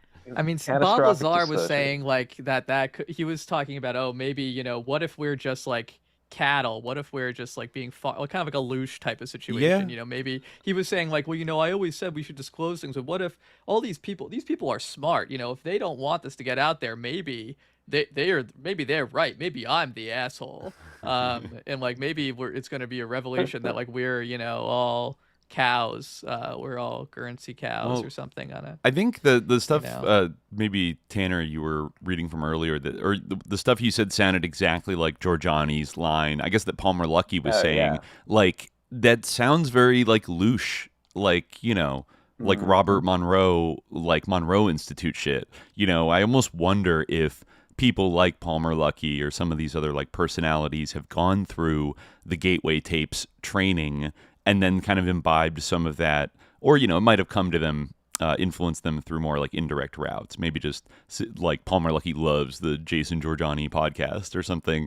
But it does seem like there's like an uptick in, I think even by the numbers, some of the articles we were reading, we did the Monroe Institute thing a few months back, was that like since the pandemic, like they've had an explosion in people signing up to do their Gateway Tape retreats, that cost thousands of dollars and whatever. And they're bringing in a kind of a very wide crowd of like, kind of cool hip people and maybe some more like they're still contracting with like the DOD, and they have contracted with the CIA periodically, like in the past. So they have no compunction about like working with our heroes in the military, and shit like that, our operators. And so I wonder when people start talking about like louche type shit, where like, we're being harvested by alien entities, and we live in like a prison planet, but they don't seem to be too like upset about this. Like they're kind of like weirdly at peace with it. Like even Robert Monroe himself was kind of like, all is bliss, like we are slaves to the reptoid gods who mine our louche. Like he has this kind of like chill, copacetic, like feel like reaction to this like very troubling, ontologically shocking news. Well, at first he's horrified, but then he like realizes that like the cow needs to be harvested because the cow's udders are in pain. Someone in the chat says, does it go back to Charles Fort? I don't know if the idea that humans as cattle goes back to Charles Fort. I feel like it's an old Gnostic idea, but he did say like we are farmed, famously. We are property. We belong to someone. And he also wrote, one of his books was about Earth as like another species Disneyland, essentially. Not literally Disneyland. That didn't exist like yet. A national park, if you will, like something that's been set up to have the appearance of like nature, but it's like for aliens to come and like take pictures of us being like weird little humans.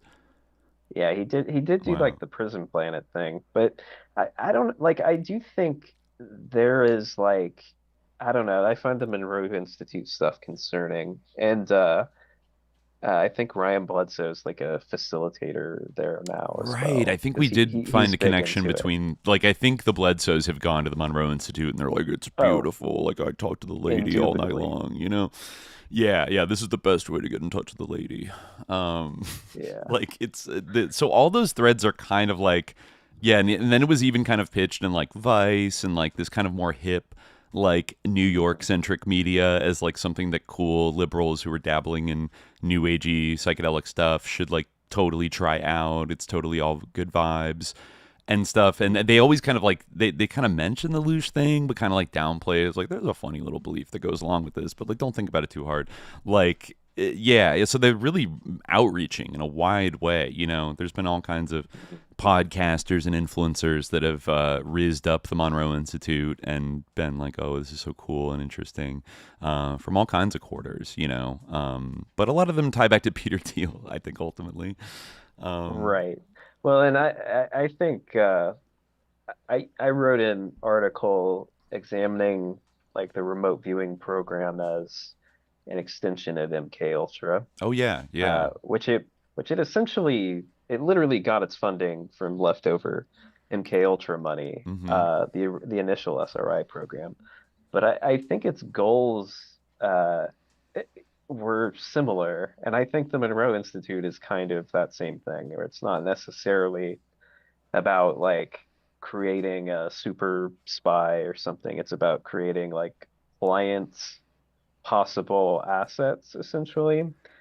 It's not so much about going out of the body as it is letting something in to your body. Because influence you. I think it is. I mean, this is just a theory, but I think there's elements of like surreptitious influence of different like remote viewing participants by the administrators, and I think sort of all the different methods that have been used to try to reach that goal. It's essentially reflective of what happens at the Monroe Institute too. And you know, it wasn't Albert Stubblebine, but it was his psychic headhunter, whatever his name Ingo was. Swann? Or Joe McMoneagle? There's another one, I think. John Alexander. All of these people have been at the Monroe Institute at one point or another, probably. Yeah, they're all big fans, yeah. And it's also interesting to note that they're all interested in UFOs. And at least two of those people you named have interacted with Chris Bledsoe, who did a remote viewing session to, interestingly, kind of thematically relevant. He remote viewed to stop the assassination of the Pope. Yes, yeah. I looked up in some of our old notes that he got like a message. I think it opens in the UFO of God book where they're like, stop, warn, danger Pope, warn, danger, like danger Pope, you know, or something like that. Like like the lady or some spirit like telepathically beamed this message into his head. And then he had to save the... I've heard other stories from kind of CIA psychic shit involving preventing the assassination of, like, specifically Pope John Paul II in other contexts. So he's not the only one to be allegedly saving... But then the CIA, on the other hand, is, like, getting the Grey Wolves to kill him and blame it on the Soviets. Like, you know, they're playing games with that Pope, folks. Well, and in Bledsoe's case, too, he claimed that through John Alexander and Joe McMoneagle's channels, they were able to redirect the traffic away from the bridge where the shooter was going to be. But you can find in the newspaper announcements that was already planned, and you can find evidence that the guy who was arrested for the shooting was pretty much in a honeypot kind of situation.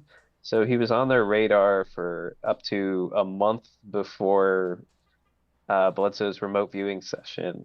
And I think even in custody, potentially already in custody by the time the remote viewing took place. So I don't know. You have to ask yourself how much utility is there and how much is like retroactive, like saying, we did it. It does make you wonder broadly, like, has remote viewing ever been used to like launder intelligence about something that they otherwise don't want. I assume there has to be other ways of laundering intelligence to conceal where it actually came from, but it does seem like remote viewing could be one way to like mystify how anybody found out about something. And it's like, oh well, they just used their psi powers, I think the key to, I mean, the reason I came to that conclusion, and it's still just a theory, but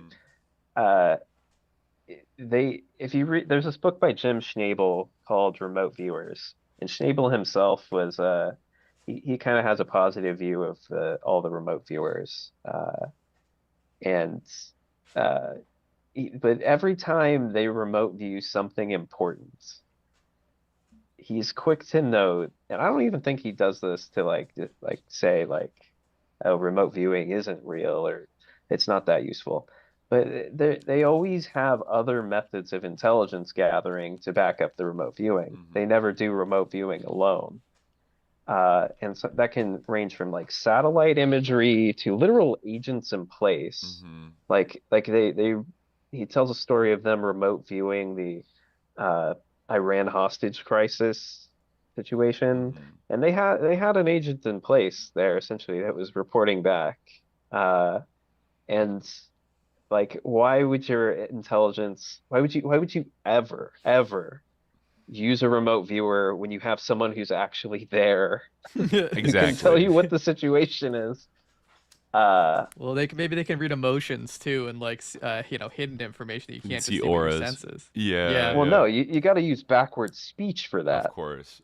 Right, yeah. right. I see. Yeah, I have heard. Backwards speech. I forget if it was on Sean Ryan, but I definitely heard some like veteran remote viewers kind of make the caveat or like cover their asses a little bit by being like, "Look, you got to understand. Like most of the time when they use remote viewing, it's like a last resort effort when we don't have any other like form of intelligence gathering and we're like taking a shot in the dark, and even then it's like it's not like 90% effective, it's like 35% effective, but it's like, when you have nothing else to go on, like you kind of you throw the Hail Mary pass that is like sending in the remote viewers, and like sometimes you get like a vague tip that is like useful enough that that's why they keep funding it and doing it, but like it's not. I think that's what somebody was like making this kind of, I forget if it was McMonagle or somebody else, but like it's like, oh, it's not, they're not necessarily saying it's like optimal or like it's really really effective. It's just like like if you're really kind of screwed and you don't have any eyes or assets on the ground, I mean that could just be like kind of narrative spin. I don't know, but well, yeah, because even if you did have assets on the ground, like you'd say, oh, we don't have any assets on the ground, we have to use our guys who can just envision it in their heads instead. You don't like, a little suspicious in terms of intelligence laundering. I bet, like, sir, Mr. President, like we have gotten from psychic, Sci-Spy, like 347 has reported in the remote viewing session that, it's like, what are you gonna like do something that has consequences based on that intel? Like, probably not. It is a little like contradictory. It's like either, on the one hand, some people say, well, we always back it up with like secondary and third sources and try to like corroborate it, blah blah blah. But then other people are saying, well, we only use it when we don't have any corroborating sources available, and we're really just going off vibes. So then it's like, well, which one is it? Like, because then if you did have corroborating sources, why would you need remote viewing? Like, it almost seems like an unstable extra source to have. And then if it's all you have, well, then you can't corroborate it. Like, without taking a risk, The more you immerse yourself in like, here's another thing about remote viewing. It is a cottage industry for books and written by people who had tertiary involvement in the program, were only in it for 1 year, weren't even the best psychic spy. There's a book out. They've all written a book. And I think the most interesting stuff can be found when there are things that are subtly different. Because there's a story that Hal Puthoff tells at one point about being able to track down Hal Puthoff, who is in recent years was part of To the Stars Academy, mind you, is also part of the early remote viewing program. So it is all just kind of it's the same people over and over again. But he tells a story about having the being used by the I want to say it was the San Francisco Police Department to locate Patty Hearst. Oh yeah, and that's something we'll probably get into lately. Yeah, they couldn't locate Patty Hearst, but they could see someone who was with her, and they were able to identify Donald DeFreeze. Except when Russell Targ tells this story, they were able to recognize Willie Wolf. Oh.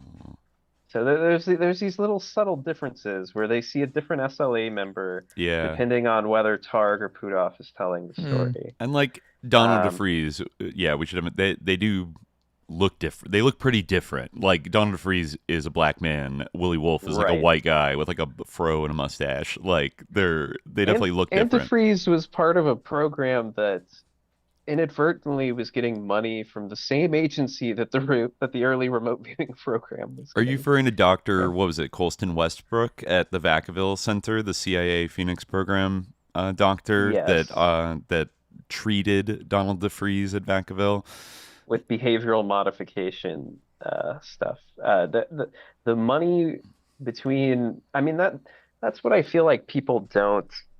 Once I learned that Sidney Gottlieb had some say in whether the SRI remote viewing program could start, I began to wonder why nobody talks about that.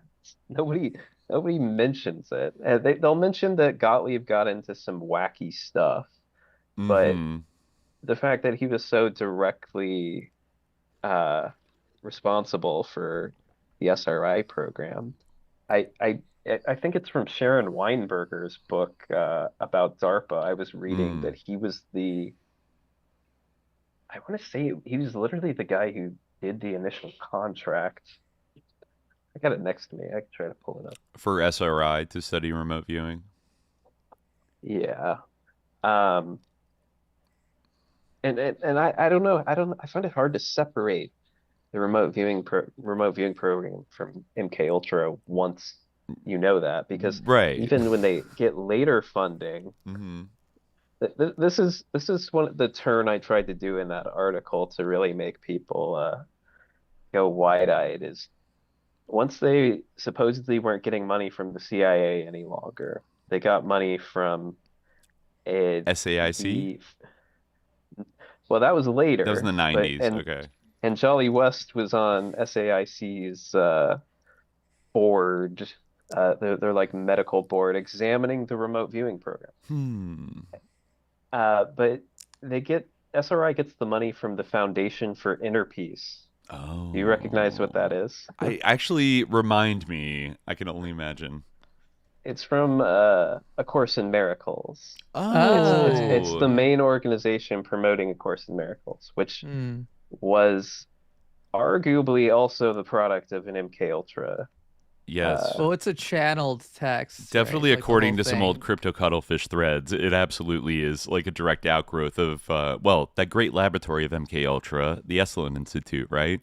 It was heavily wrapped up in that, and also launched the career of one of our more heckin' orb-pilled, renegade Democratic presidential candidates, Marianne Williamson. Who a lot of people were just bowled over by and thought was so cool with her love and light, her sassy love and light talk. But like she kind of came to prominence. I think Oprah, once again, Oprah, what are you doing? Like platformed her a lot in the 90s and the 2000s and kind of made her like a bit of a household name.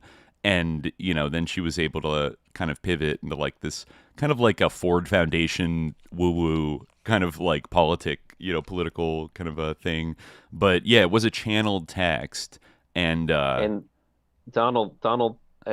William Thetford was one of he wasn't the channeler, but he was kind of the facilitator. And he was a witting MK Ultra psychologist. Funny how that Bill Thetford, from I think Columbia Presbyterian Medical Center. That that's really interesting. It's also like there is a curious like synchronicity with the dates there when you're talking about MK Ultra bleeding into like the SRI remote viewing program, because didn't it start in like 1973? Like right around when MK Ultra was finally exposed during Watergate, and Richard Helms, CIA director, ordered Sidney Gottlieb to like destroy all the MK Ultra files, and then et cetera, et cetera. So like right at the point where MK Ultra is kind of burned in the public eye for the first time and has to like end. Suddenly this new thing that Sidney Gottlieb gave his blessing to opens up at the heart of Palo Alto and SRI, that was already a hub for all this LSD stuff, the acid trip parties, like turning on Ken Kesey and Stuart Brand and the Grateful Dead, and was busy building ARPANET at the same time, like literally SRI was, with these. Our friend Jacques Vallée was building ARPANET. Right, he was right there at the same company. And meanwhile, they were inviting Stuart Brand to come down and write the Rolling Stone article about this new hacking information revolution that was going to change everything and all this shit. And it's like the whole MK Ultra, countercultural and like behavioral modification nexus was. This is where all the action was happening. So I think it's not a stretch at all to say that this was like maybe not the only continuation of MK Ultra projects, but like one of the biggest and most obvious. Yeah. And that's why I've kind of tried to spend some time thinking about like alternatives to like what its utility was, because I feel like people tend to look at it as either like real or something wacky and nonsensical, or like a psyop to trick the Soviets into thinking that we didn't have satellites or something. Like that was one hypothesis, that this is like a cover for the internet and satellite technology or something. But I don't like, was that secret? That they had satellites, right. Like it's not. Well, and you couldn't do remote viewing without the satellite images to bounce off the remote viewing. So, I mean, the program existing kind of just is, especially if you're not allowed to do it cold, you have to have those 2 to 3 other sources of intelligence, like satellites are one of those things. So you're kind of, I don't know. But yeah, like the fact that it lasted as long as it did, I think, brings up more questions than answers. We're talking about in the official like SRI iteration of it from roughly like 1973 to 1995, and then it was taken on by like an incredibly sus military contractor, SAIC, that handles a lot of like similarly, top secret sus projects, in America and around the world. So like it didn't even really end after 1995, but like that's a long time. I mean, that's as long a time roughly as like the OG MK Ultra, which is like 1953 to 73. It's actually slightly longer. And so you wonder what was the utility of this? Like what were they getting out of it? Yeah, and I do think it was like kind of like brainwashing by a different means, because it's not to the movie The Men That Stare at Goats is not exactly what I mean by that, but it was like kind of hippieing out these people to do then just go on and do like horrific war, kind of chilling them out. Right. The First Earth Battalion, Jim Channon, right? Yeah, well, and I think about like the Gulf Breeze Six, who I've spent quite a bit of time with. They were essentially doing channeling and remote viewing at the sensitive NSA station, and it seemed to be like at least partially encouraged, or like, it wasn't out of the ordinary for a bunch of Army NSA nerds to do these things on base, and that's essentially why they went to AWOL. Right. Some of them even claimed they worked at Fort Meade. I can't really find the timing. Almost lines up, but not exactly. So I think that's an open question. Right. I think we talked about the the Gulf War 6 in like an early Q&A episode. I kind of vaguely remember the outlines of that story, but it was like 6 guys went AWOL around the time of the first Gulf War, and they claimed that they were channeling to like ETs or something. It was a bit amorphous because it sometimes had to do with UFOs. Sometimes they were channeling the saints. I mean, if anything, it was like pretty prescient for where we're at today. They were talking to the saints, aliens. They were told that the Antichrist was coming, and they needed to either kill him or escape the great Earth cataclysms that were coming. And they, of course, wound up in Gulf Breeze, Florida, which is where a major UFO flap was happening at the time. So it kind of got drawn into that as well. I don't know. That's another one of those cases where it's like there's a lot of interesting sidebars that me and Jimmy talked about the Gulf Breeze 6 for almost 6 hours, I think. So wow. You might be able to. I'll point people to that for more Gulf Breeze 6 stuff. I was going to say that it does seem like you're very much right that Jason Georgiani was doing like UFO entryism, because I'm very shocked to see, like, looking up, I was trying to figure out like what exactly his take on the nature of the UFO phenomenon was, and I just found like a million like posts on Reddit, like UFO subreddits, like of people being like, this guy's really interesting, this guy's like, without any kind of like appreciation for the fact that he's like this weird like ethno-narcissist Nazi.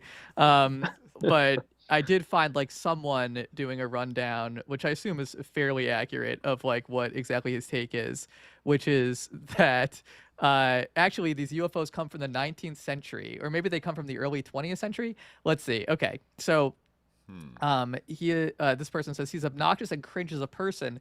That aside, we should separate who he is as a person from what he is saying about the phenomenon. Why? The breakaway civilization UFO timeline he presents does add up a bit, does it? Okay. 1901 to the 1920s. Tesla was commissioned to build the Wardenclyffe Tower that would use the electromagnetic waves of the Earth to produce free energy and communication around the world. Tesla was using another form of another form of physics. Sorry, I'm thinking about psychics too much. Another form of physics he created to develop this, and it was online with the discovery of zero-point energy, ZPE. There's even a poster for the tower he had commissioned that had a flying pill-shaped ships on it.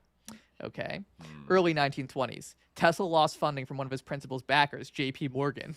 Once Morgan left, his influence alone was enough to persuade other investors to leave Tesla as well. The main catalyst for this was that of another financier, John D. Rockefeller, just invested huge swaths of money in the oil industry, which if Tesla was successful would rob them of any future profits, being that the technology Tesla had would be free energy for all. Morgan retained the proprietary control over any technology Tesla had developed for that endeavor. This included the propulsion technology related to the zero-point energy Tesla was using.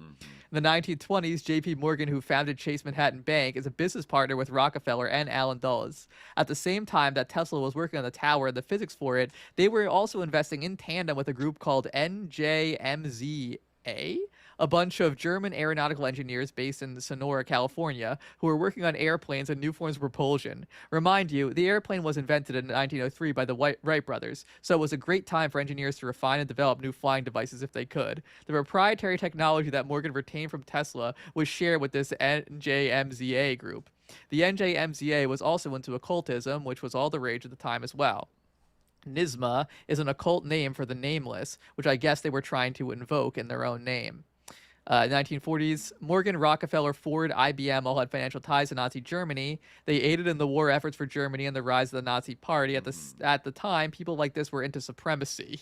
Oh, yeah, thank you. Supremacy of power. Supremacy. That's it. Supremacy of race, supremacy in scientific endeavors, and anything that would give them an edge over someone else, be it the mighty dollar or some occultist beliefs. They all dabbled and financially invested in these areas, and often at the expense of others. The Nazi Party was set up by a bunch of German aristocrats who were also occultists called the Thiel Society, and they were devoted to mastering the power of vril, which is an occultist thing, for power over the natural world and have agency over it.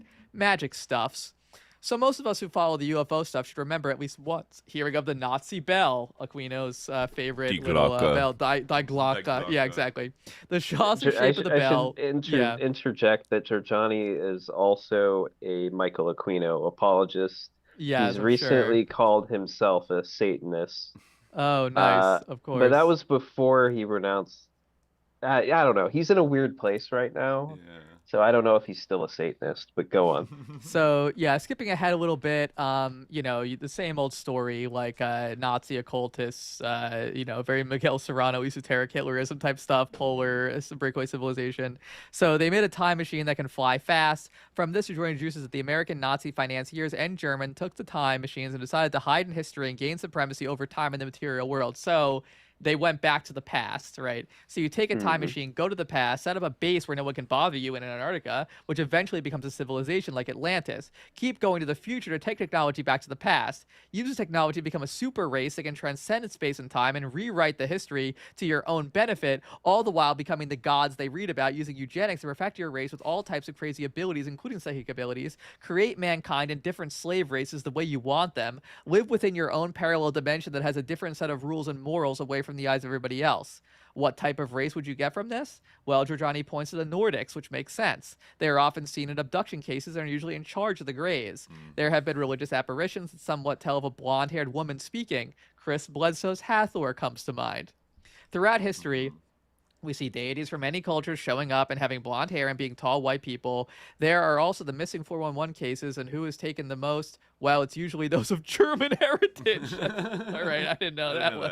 No, that's I something before. that's something that pops up in I think David Paulides as He well. says that they're mostly Germans. That's funny. Yeah. All right.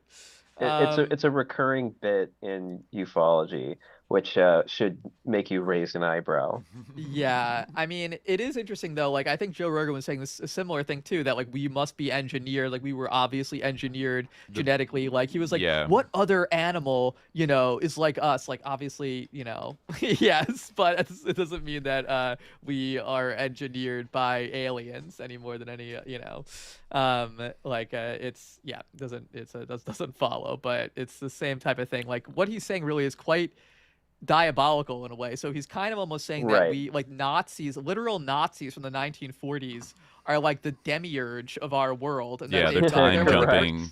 They're like the great race of Yith, where they go back to the past, like to the distant past, and create a breakaway civilization, and then have shaped history so that like now we're living in like this sort of Nazi utopia because these Nazis, which makes you kind of wonder, like, well, what happened in the original World War II? Right. Like they still lost in our timeline. Yeah. Like they lost World War II. Really sucked, or they still got to work. They got to work harder to like reverse that big bump in history. But like little things, that's where the Mandela effect comes from. It's just like little things get a little fascier, and then you kind of like, was it always this fashy? I don't know. Like, but no, I think that's it's kind of a problem. It's like, why haven't they reversed World War II yet if they're like manipulating time so much? And it's kind of a weak point of the theory. Literally, why is there like a Jewish state in the Middle East? Like, why are there even any other races other than Nordics? Like, why don't they just go back to the past and like take like people who are Aryan enough for them and then like just decimate? I mean, I don't want to talk about what Nazis would do if they had a time machine.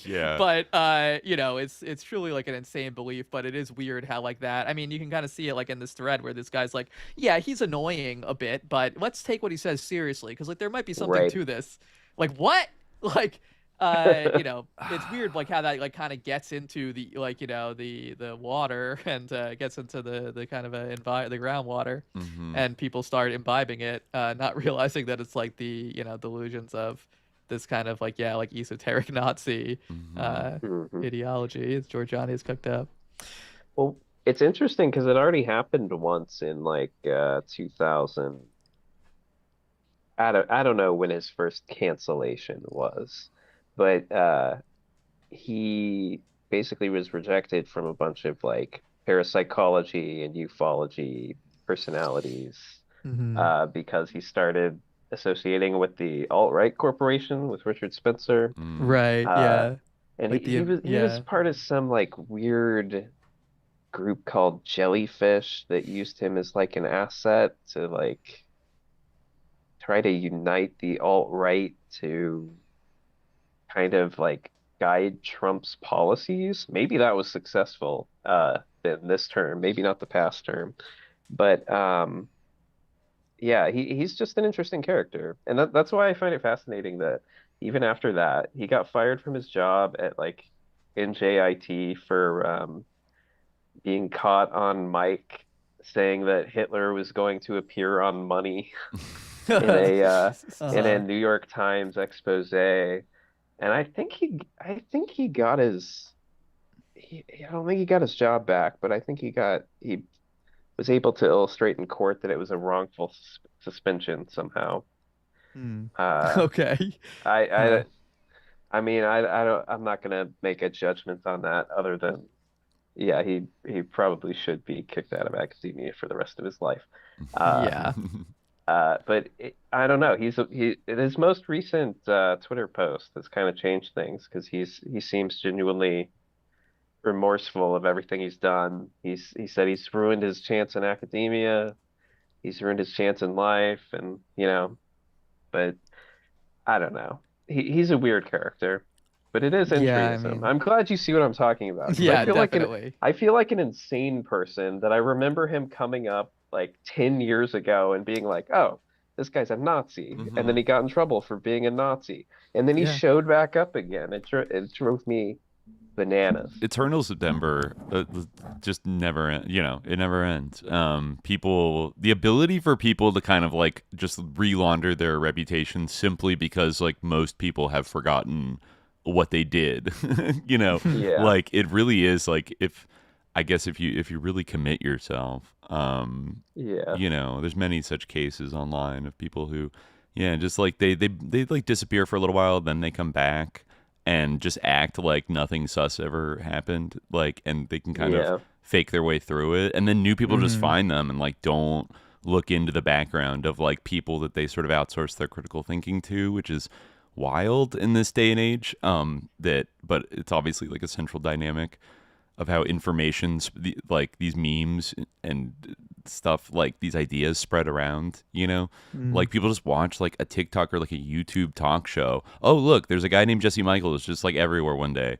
Let's not right, think about like who the fuck is this guy? Where does he come from? Like what are his Right. Yeah. beliefs? Like Yeah. what's his goal? Like they just take everything at face value, and then easy way to yeah. get psyoped doing that. Yeah. Am I okay to hit the restroom real quick? Yeah, I yeah, know yeah. this We is can live. take a quick break. Yeah. Yeah, I'm I gonna might step do the away. same I'm gonna actually. step Yeah. away for a Oh, second. well, okay, I'll We're check all back. gonna step away. Yeah.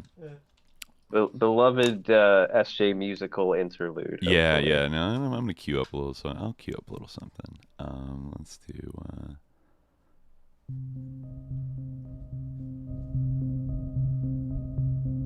All right, we'll be right back, folks.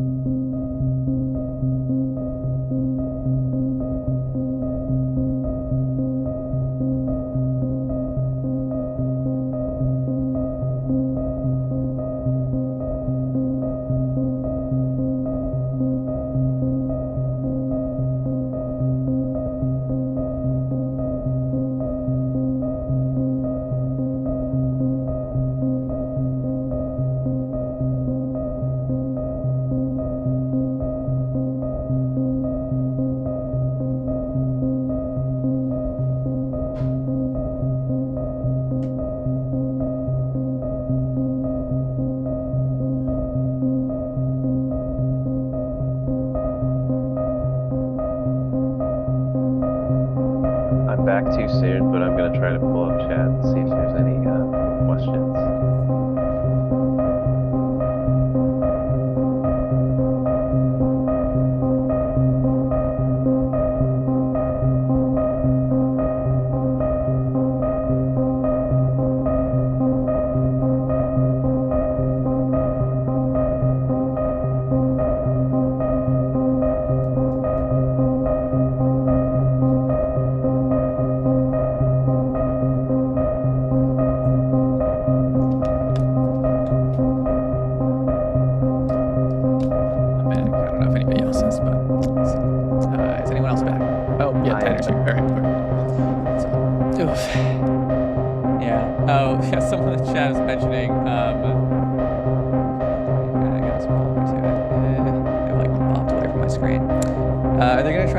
Summer Disclosure movie seems like I mentioned I think the Disclosure movie like that Spielberg is like putting out before on the show, like it looks like just dreadful, but it is like crazy how like Spielberg has been involved at like every stage of like the UFO psyop, like shaping the kind of the way in which understood like Close Encounters. It's like one paradigm, and now we have to have like the definitive cinematic version of like the Disclosure bullshit.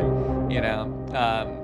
Did you guys see that movie that came out recently called? Oh, what was it called? Age of Disclosure. Did I see it? So. I don't know. Is it a documentary or it's like a film?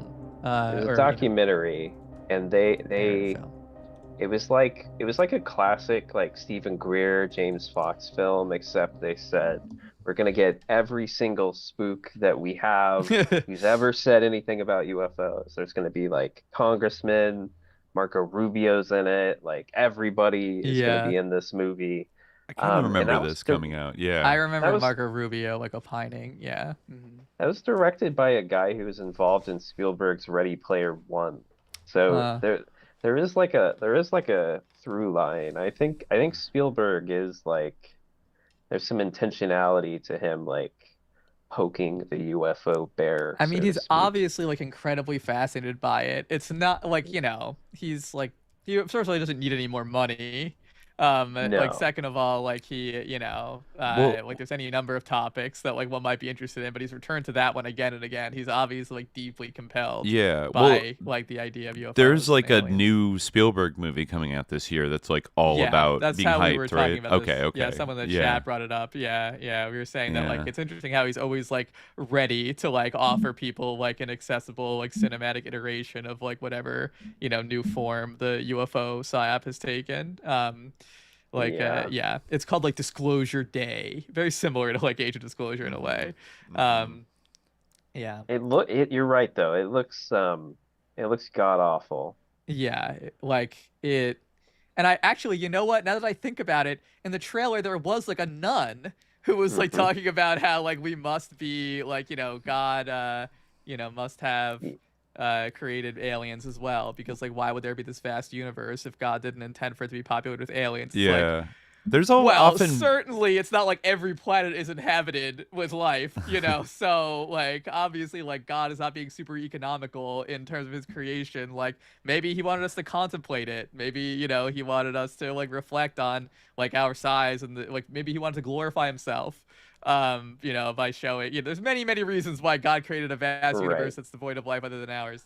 But no, Spielberg has to tell us that like it's silly from like his sock puppet nun, who of course has to be Catholic because that has that aura of authority. Well, there's going back to like the Christic Institute in the 80s, and like Danny Sheehan has always been like a Catholic like UFO believer kind of guy, also like kind of a a lefty kind of activist against like the Contra War, that kind of thing. Like he's done some things in the past that seem like, all right, cool. He's fighting the Reaganoids, but he's also messed up every single case he's been involved with. That too. Like I think the Christic Institute, like filed like lawsuits and like other things, but like a lot of his cases have been kind of like they've gotten flubbed or like messed up or something, right? Yeah, it sort of goes to it's hard to tell whether he's like a winning asset or just like a useful idiots. But I think there's ways in which the Christic Institute has been like perpetually inundated by just like, I'll use the SJ term, sus lords that send off these very legitimate cases into just like no man's land. Like this can never be uh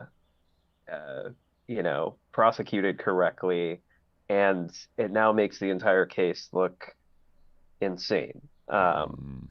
It's like he got especially in the 90s, I'm thinking, because I've done some research into like the octopus alignments with ufology. And Danny Sheehan's Christic Institute comes into play there because I think Robert Booth Nichols, one of the octopus individuals, kind of ingratiated himself in that crowd. But he'd accept anybody like that, like Bo Greets. Oh yeah, Bo Greets, yeah. They got in on the POW thing. Just a ungodly mess. And I think Doug Valentine wrote a pretty good book about Sheehan going off into taking like legitimate cases of interesting conspiracy and then going off into like Tanner, why would the CIA ever like be involved with a heckin' like activist that says negative things about the CIA? That clearly can't happen. That's never happened. It's not a thing. They wouldn't pose somebody that does like some good things and then they like fuck up everything or turn it into a joke. Like, like that would never happen, right? Well, but I think irony aside, I think it does happen. I think it's happened for a very long time. Oh, like you guys are using irony? I was promised I avoided that here. I know. Core promise of SJ violated. But no, I think, going back to it, sometimes, in fact, like the most effective form of kind of, media manipulation is through people that are like kind of, damn, look at like the LaRoucheites, like, they kind of came out of, they were like heckin' new leftists and, like put in a lot of work. I even did some like conspiracy work that like it sometimes is like good, but also like you have to constantly be vigilant for like weird little things they slip into it that are like bullshit, and then but that's kind of the design, isn't it? Like only the Executive Intelligence Review is writing about a lot of these things in like the 70s and the 80s. They're the first people, if you're gonna find it anywhere, you're gonna find it from them, but they gotta slip in a little of that psyop poison into it, like so that if you take it hook, line, and sinker. Alex Jones occasionally was right about the globalists, but like, come on, like he'd be less effective if everything he said was obvious bullshit or, like it's kind of marketing 101. I'm shocked that anybody would kind of, though I don't know how many defenders Danny Sheehan, like I'm probably within the UFO community. He has some. He has Robert Kennedy Jr. invited him to like Thanksgiving or something. Right, yeah, and that big family. I remember the big family photo of all the Kennedys, and I was like, I looked in the back, I saw this like curly hair. I'm like, wait a minute, is that Danny Sheehan? Like, of course, like sus Irish Catholic Danny Sheehan, like one-shotted Irish Catholic Danny Sheehan. Of course, he's at RFK's Thanksgiving table. Yeah, I mean, Marco Rubio's also he posted that like weird like Easter like video. Like I don't know if it was weird necessarily, but it was like it was a strange kind of a hackneyed, but I mean, I feel like we're definitely seeing like they're certainly on some level like a rising Catholic tide, like at the sort of maybe like a Thiel engineered sort of rising Catholic tide at like the administrative level. I mean, it's interesting because like on one hand, like you saw these kind of think pieces about like the turn to Catholicism, like in the younger generations, but I feel like that actually was kind of bullshit. But what we are kind of seeing is like Catholic millennials sort of definitely like overrepresented in government and very high ranks of government. Yeah. Well, and I think it's been interesting that, like, if you're a Catholic public figure currently, like a popular one, you have to talk about UFOs. Because like Ross Douthat's talked about UFOs. I Yeah. believe he's Catholic. Yep. Convert, I believe. Oh, what's the like weird freak's name? No, I know that's not narrowing it down. You need to help us. Rod Dreher. Rod Dreher. Talk about Ross UFOs. Oh yeah, because he was Orthodox I convert get them first, and confused then all the he was a time. Catholic. Yeah. Yeah. I constantly get them confused. I really, Rod Dreher is the one who's like, he's Orthodox now. Right. Or I thought or was it? Oh yeah, okay, yeah. He Maybe? he converted Yeah. twice. Like he either did Catholic first and then Orthodox, or he was Orthodox and now he's Catholic. He might actually be Orthodox now. Now that I think about it. I'm clarifying which is which. Yeah, Rod Dreher is the one I was thinking, the Benedict option one. Oh right. Right, yes, Yeah. yeah. And did he? I think he left Catholicism, right? Am I wrong? Post-liberalism, personal life.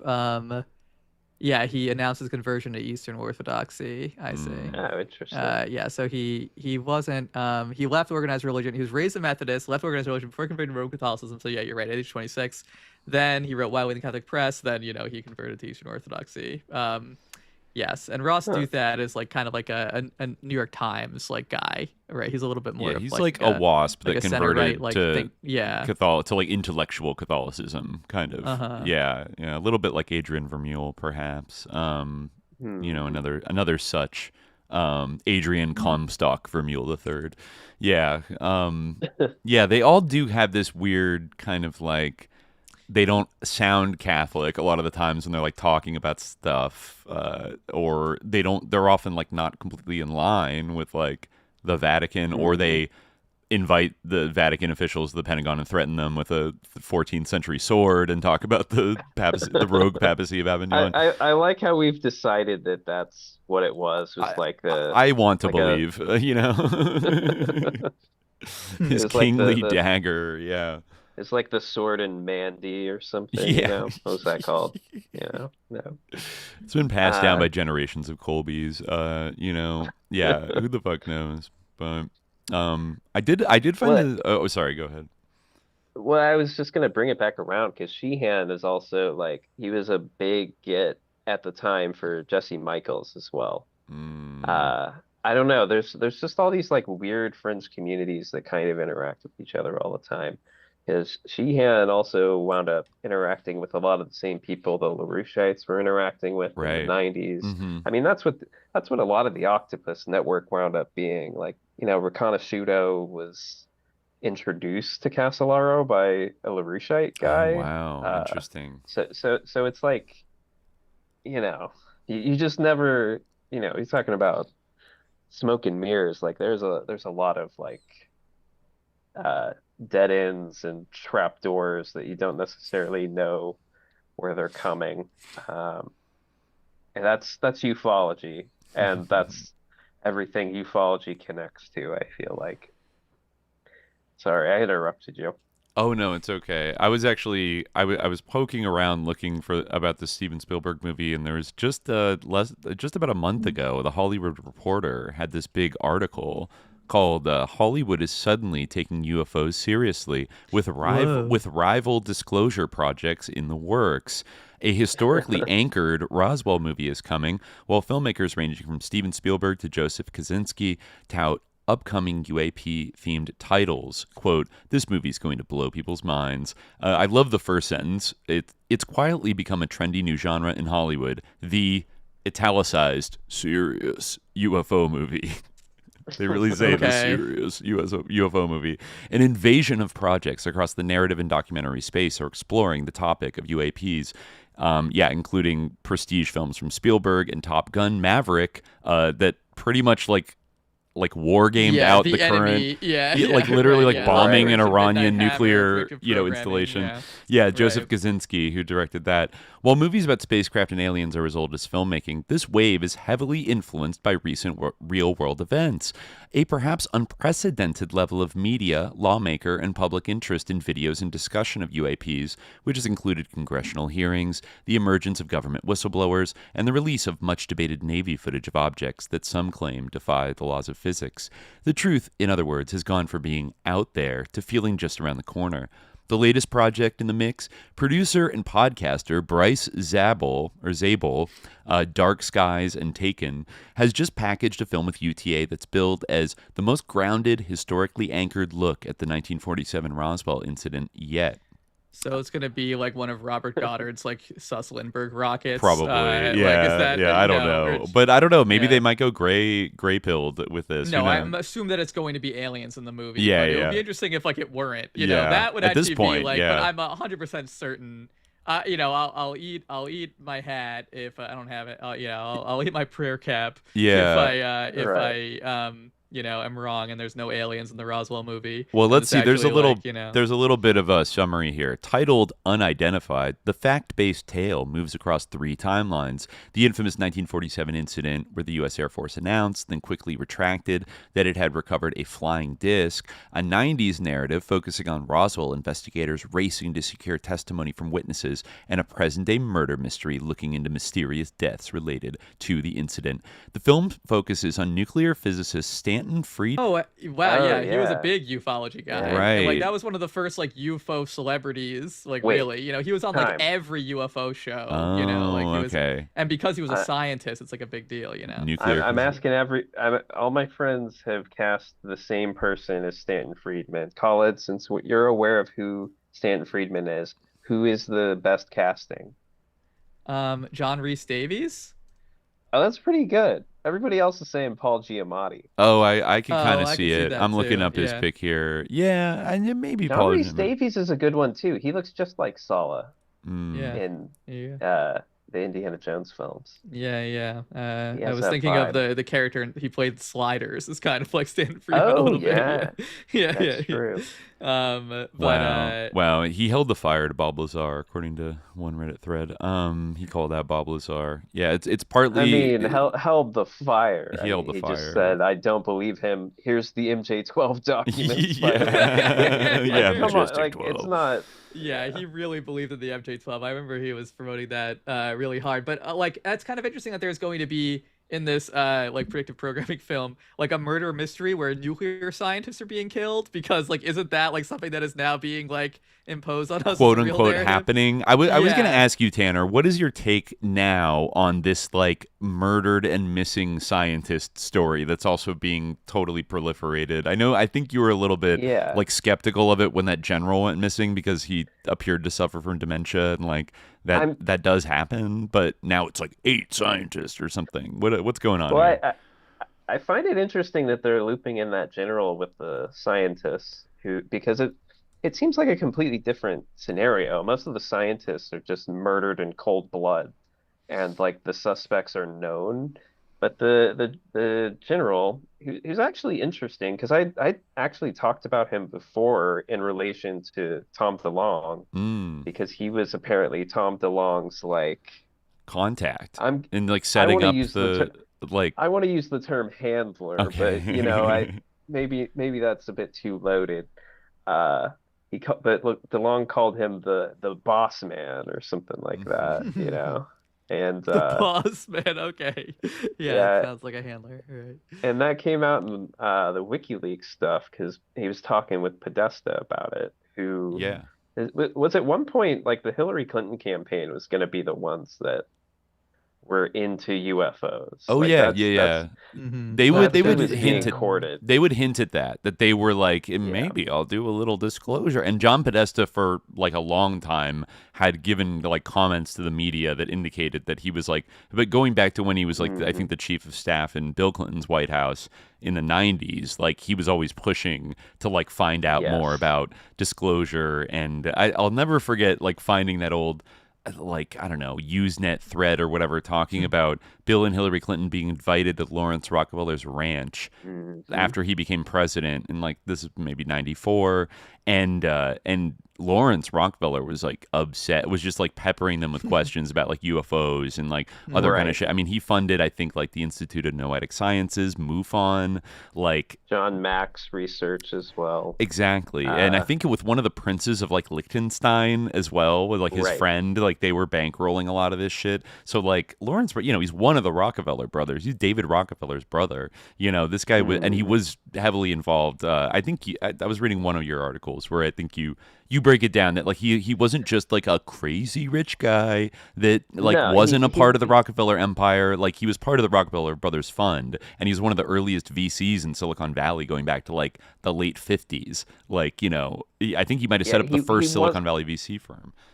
He wasn't like the point man like David or Nelson could often be, but he was clearly like involved, and that even goes like to the, you know, Congress for Cultural Freedom type stuff too. You know, like Lawrence was involved in that stuff as well. The Rockefeller Brothers Fund, I think, is where a lot of that money was, you know, funded through CIA propaganda type stuff. And MoMA, Mommy's Museum, which I just noticed that like the attendance list of the Bilderberg conference leaked this week, and you know, I don't think it was too surprising. Is this another story The Intercept sat on?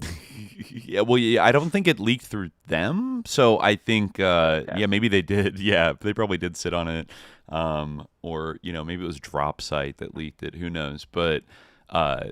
But it, you know, I noticed that aside from other, you know, typical names you would expect, Peter Thiel is going to be in attendance. Two of the funniest, like, new additions to it are Fareed Zakaria, who must be some kind of deeper, like, deep state international operative that, like, because it just lists their occupations, all like CEO, General Intelligence Agency, like CEO, host of Fareed Zakaria GPS on CNN. And it's like, all right, who the fuck is this guy? Like, you know what I mean? Like, he obviously plays some kind of, like, connector role or something. The funniest one, Stacey Abrams. All right, nice, yeah. That's so epic. But I was gonna bring up that the chairman of Bilderberg this year, I think, is like the head of the board of MoMA. You know, which I think a lot of people are being like, "LOL, that's so wild." But if you think about it as a Rockefeller museum, you know, maybe there's some connection through that. You know, I'm sure they are in touch with the Rockefeller family still. But yeah. So, you know, the Rockefellers, they were always like interested in this shit. And then Richard Rockefeller, who I think was the next generation, was a huge funder of maps and a pusher of psychedelic therapies and things like that, up until when I think he died in a plane crash in 2013. Like Rick Doblin revealed that he was like BFFs with, like, they were deep into the kind of like ayahuasca, MDMA, like, psychedelic spaces, basically, like, especially like the younger heirs who like probably weren't running banks and oil companies, but just like to sit around and get one-shotted and plot how to like extend their cultural capital, I don't know, dominance of the world by creating a new Gaia religion or something. But so, you know, they're involved. I think we can safely say. Well, a lot of people have thought that some of their interest in UFOs could have stemmed from they have immense amounts of money in defense contracting, basically the entirety of the Cold War. Specialized aircraft companies, like they had like a financial incentive and CIA connections that would make them quite a useful funder of like UFO related disinformation or psychological operations. But I never answered your question about the scientists. Right. Yeah. I was wondering, I found the Daily Mail article kind of trying to summarize, you know, let me see. Yeah, I mean, there was some JPL and people like that. But I mean, when they're saying it's like, oh, they've all died, they're going as far back as like 2023 and saying like, oh, it's like, oh, we've discovered another scientist died. And it's like, oh, well, they weren't that old and there's no cause of death listed. So it must be suspicious or something.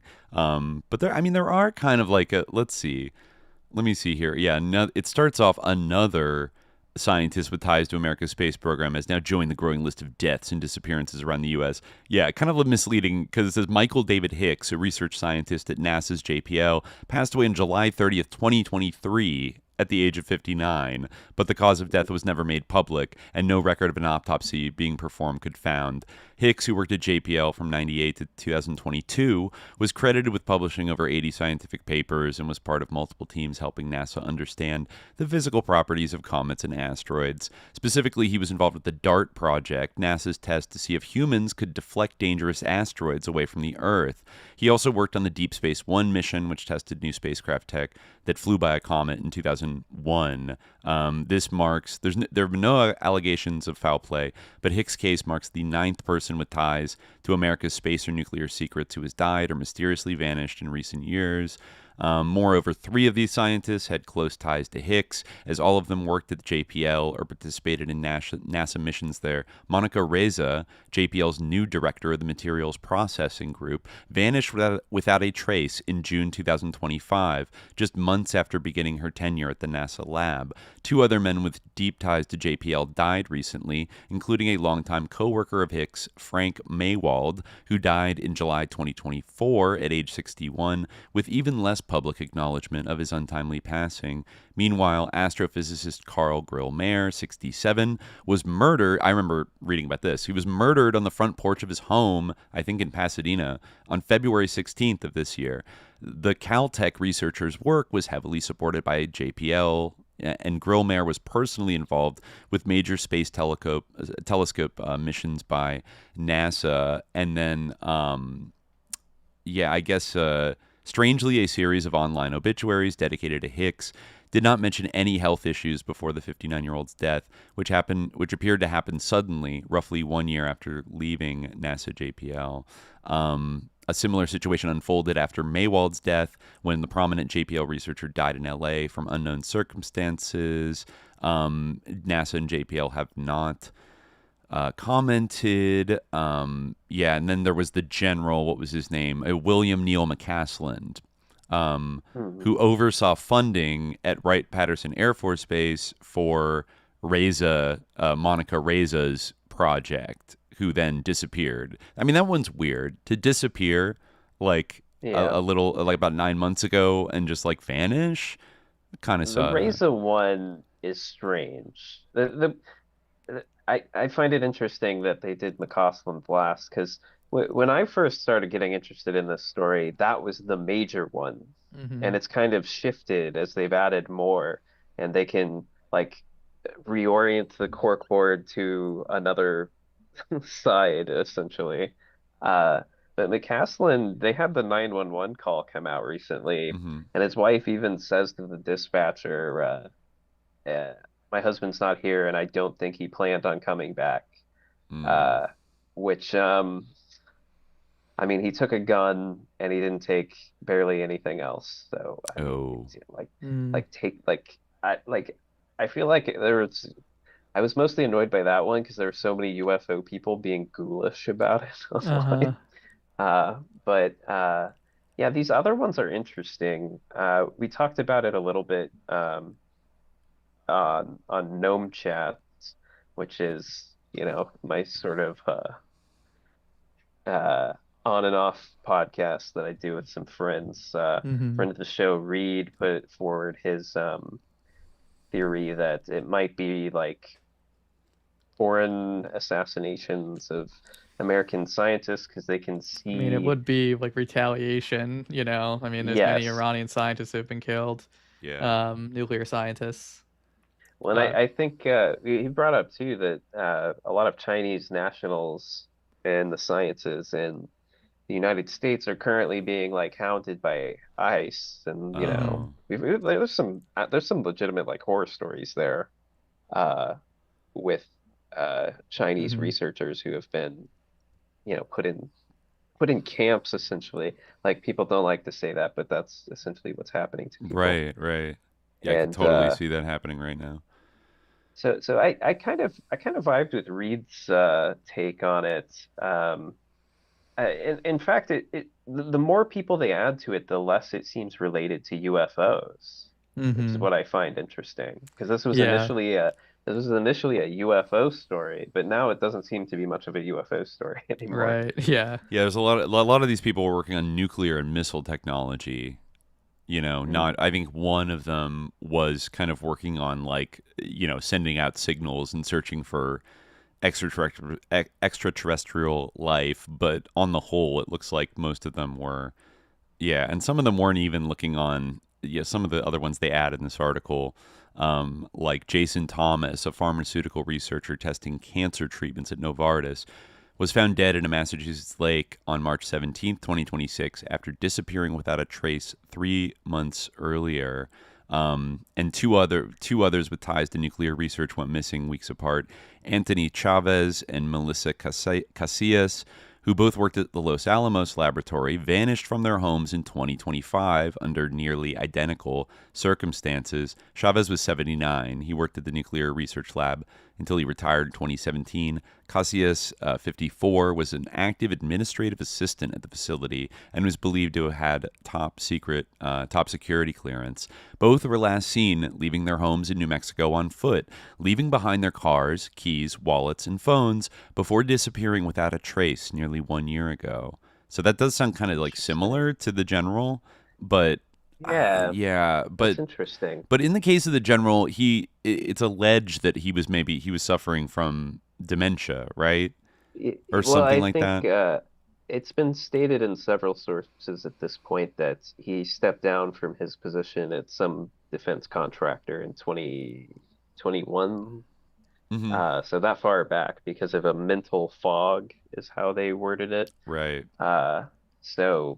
And fast forward 5 years, if he has a degenerative Alzheimer's, like that could be bad. And like we saw it with Lieutenant Colonel Aquino, and with probably like hundreds, if not thousands, of veterans per month. Like a lot of them, especially if they're facing like a neurodegenerative disease and dementia, like he might decide to take the soldier's way out and just go off in the desert with a gun and do that. I think I'm just kind of thinking of this just as we're talking, but I think it's also like worth saying that it's probably not great to be in military science right now. Yeah. So maybe people are choosing to leave it. I don't know. I don't know if that's too blasé, but I think that could possibly be playing a part. How do you mean specifically in terms of not the deaths? Yeah, I mean, how do you mean in terms of like because it's a heightened danger, or because people have like ethical objections, or? I would think the ethical objections would explain at least the disappearances, and maybe even some of if there were any like deaths that are odd. But I as much as I want to be a homicide and disappearance investigator, I have the series called Cystic Detective, but I'm unfortunately not a private eye yet. I think it'll be interesting to see if this is like similar to like the you mentioned the disappearance of Iranian scientists, but there was also in the 80s, I think there was a disappearance of multiple British scientists with a corporation that's name isn't coming to me. And it gets kind of looped into some like broader conspiracies. Let me try to I keep wanting to say Westinghouse, but I don't think that's right.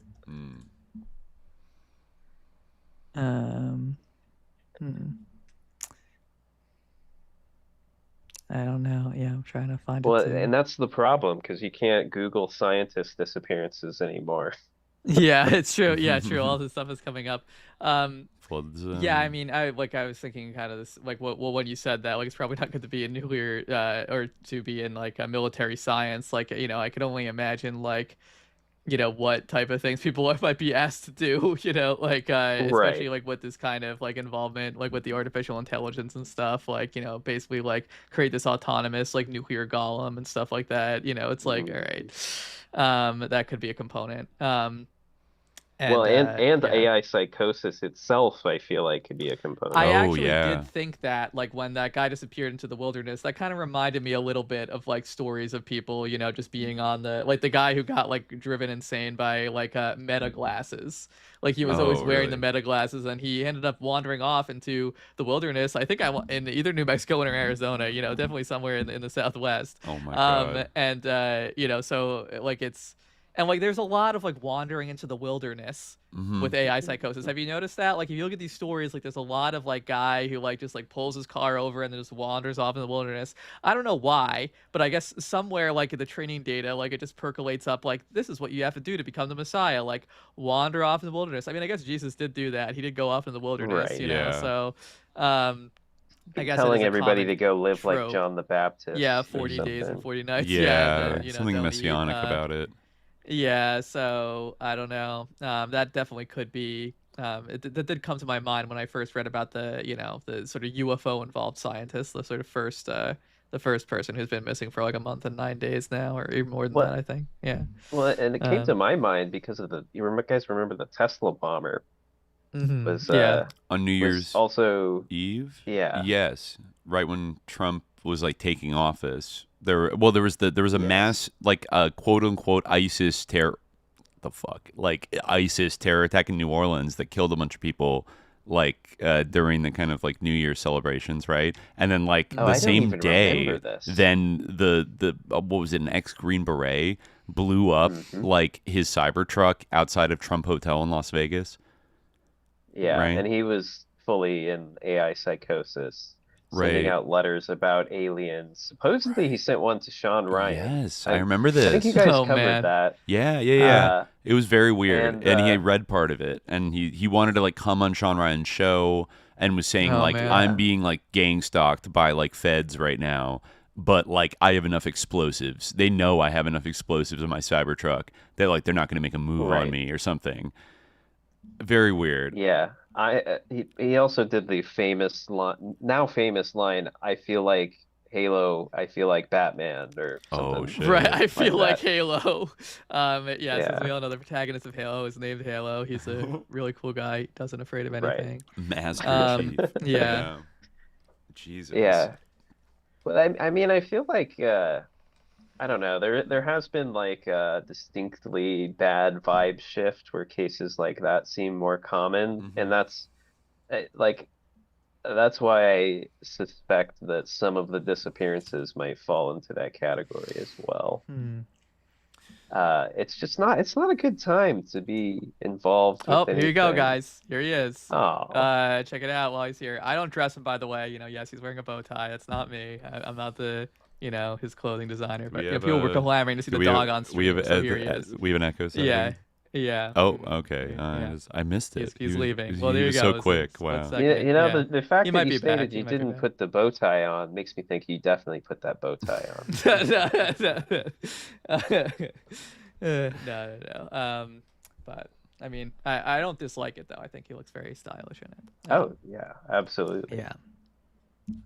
Yeah. Sorry, I didn't mean to derail our conversation of a discussion of possible assassination of nuclear scientists. But you know, it was a hot topic in the chat. When we were going to see the dog. How about this? I think we can safely say, that whoever engineered human beings also engineered all the creatures and all life. Someone in the chat said something like, well, it's to say aliens engineered us is the same as saying God engineered us in a certain respect, but it's, it doesn't make, I think Joe Rogan's point was that we are different from other animals, which certainly is true. But I think that regardless of who you view the creator to be, even if you do, there's a certain incongruity in saying that the rest of the animals aren't the creation of the same thing. I mean, and I think to say that we are created, there's some kind of fine tuning happening. Certainly doesn't imply that there are, space beings, because who created those space beings? I guess another space being somewhere. Right. Like, you got this classic infinite recursion. It doesn't solve the ultimate question of like who created the creator kind of thing. But which is what, I don't think, I would say, I would encourage people to stay vigilant. Don't believe people when they tell you that you were created by Greys in a lab, or that we are, the aliens are our creators. That's what they're going to want to sell you. It's not true. You weren't created by aliens. Whatever, whether you view there to be a guiding hand of evolution or whatever or not, certainly, there wasn't an ET spaceship that came down and zapped up like an ape or something and elevated it. I wanted to mention this with Georgiani is about evolution. One of the pieces of evidence he puts forward in his book Closer Encounters, which I've read. I don't recommend it, but I think it's important to understanding. It's basically what Khalid read out, except longer and more insane. But one of the pieces of evidence he puts forward is that octopi are time travelers. They're here from the future. Yeah. Interesting. They represent like an extreme form of consciousness that's alien to anything else on Earth. He thinks that they were like an alien breakaway civilization stowaway from an evolved future. Interesting. And they've come back to be the deep state of today. And why do they like consent to be like, you know, in Aquaria, you know, like what in ocean? Like, why do they consent to like be in that little cage? I mean, I guess sometimes they try to escape, but you'd think they would be able to if they were truly like from an advanced species. I mean, like certainly octopuses and cephalopods in general like do have intelligence, right? I thought that book was interesting. Other Minds. I forget the author. I read it years ago, but I thought it was interesting. Kind of talked about cephalopods in that way, but you know, their intelligence and how the difference in the kind of intelligence that they have in the format of their minds and their like nervous system. But yeah, again, like there's this kind of thing when people say that about mushrooms too, like, oh, they must be from space, right. they must be alien. It's like, no, like that's another thing. It's like, yeah, like, you know, to the point about dogs, like there's a kind of a reason why human beings and dogs like have this like deep simpatico or this rapport. Same thing with cats, same thing with all these animals, you know, like we are actually of the same world. We are not like star seedlings, like we are of Earth. This is our home, you know, like you're not meant to be on Palladia or whatever. You know, I know it's a star system, whatever planet is there that these, you know, Arcturus or something. Yeah, like you're not supposed to be there. That's not your true home. Like you're from Earth with the rest of us. And yeah, you got to accept it and not be psyops by these people. You know. Yeah, but yeah, I thought you'd like the octopus bit. Yeah, that's funny. Because when you first said that, I thought that you meant like the '80s octopus, and I'm like, what? So like everyone in the deep state is like a time traveler from the future? No, but it's actually just literally octopuses. I could see cuttlefish. Something way more Rogan-brained than that. Yeah, you know. I've definitely heard like what you were saying, Dimitri, though. Like I've definitely heard like that, you know. I mean, I guess this is basically just reptilians, that like these, you know, these people aren't human, you know, in one way or another. I've heard like the heroic version and like the evil version, you know, that like they are like, you know, evil aliens who are harvesting us, kind of like the Epstein like literal adrenochrome situation. Yeah, and I've also heard like Trump is like part of the Palladian Federation, like he has Palladian blood. He's a walk-in, like, as you can see. Yeah, he's a walk-in. He's got multiple clones. One of his clones actually did all this recent military action. It wasn't the white hat Trump, you know. A defective clone, or it was a good clone? I don't know. I'm making this up on the fly. Oh, okay. I thought this was natural because I have seen like AI slop videos of like Trump, Barron, and Melania like meeting like Nordics on a spaceship and like blasting around. Like I had, you know, this is definitely like a thing. Yes. That people actually believe. Like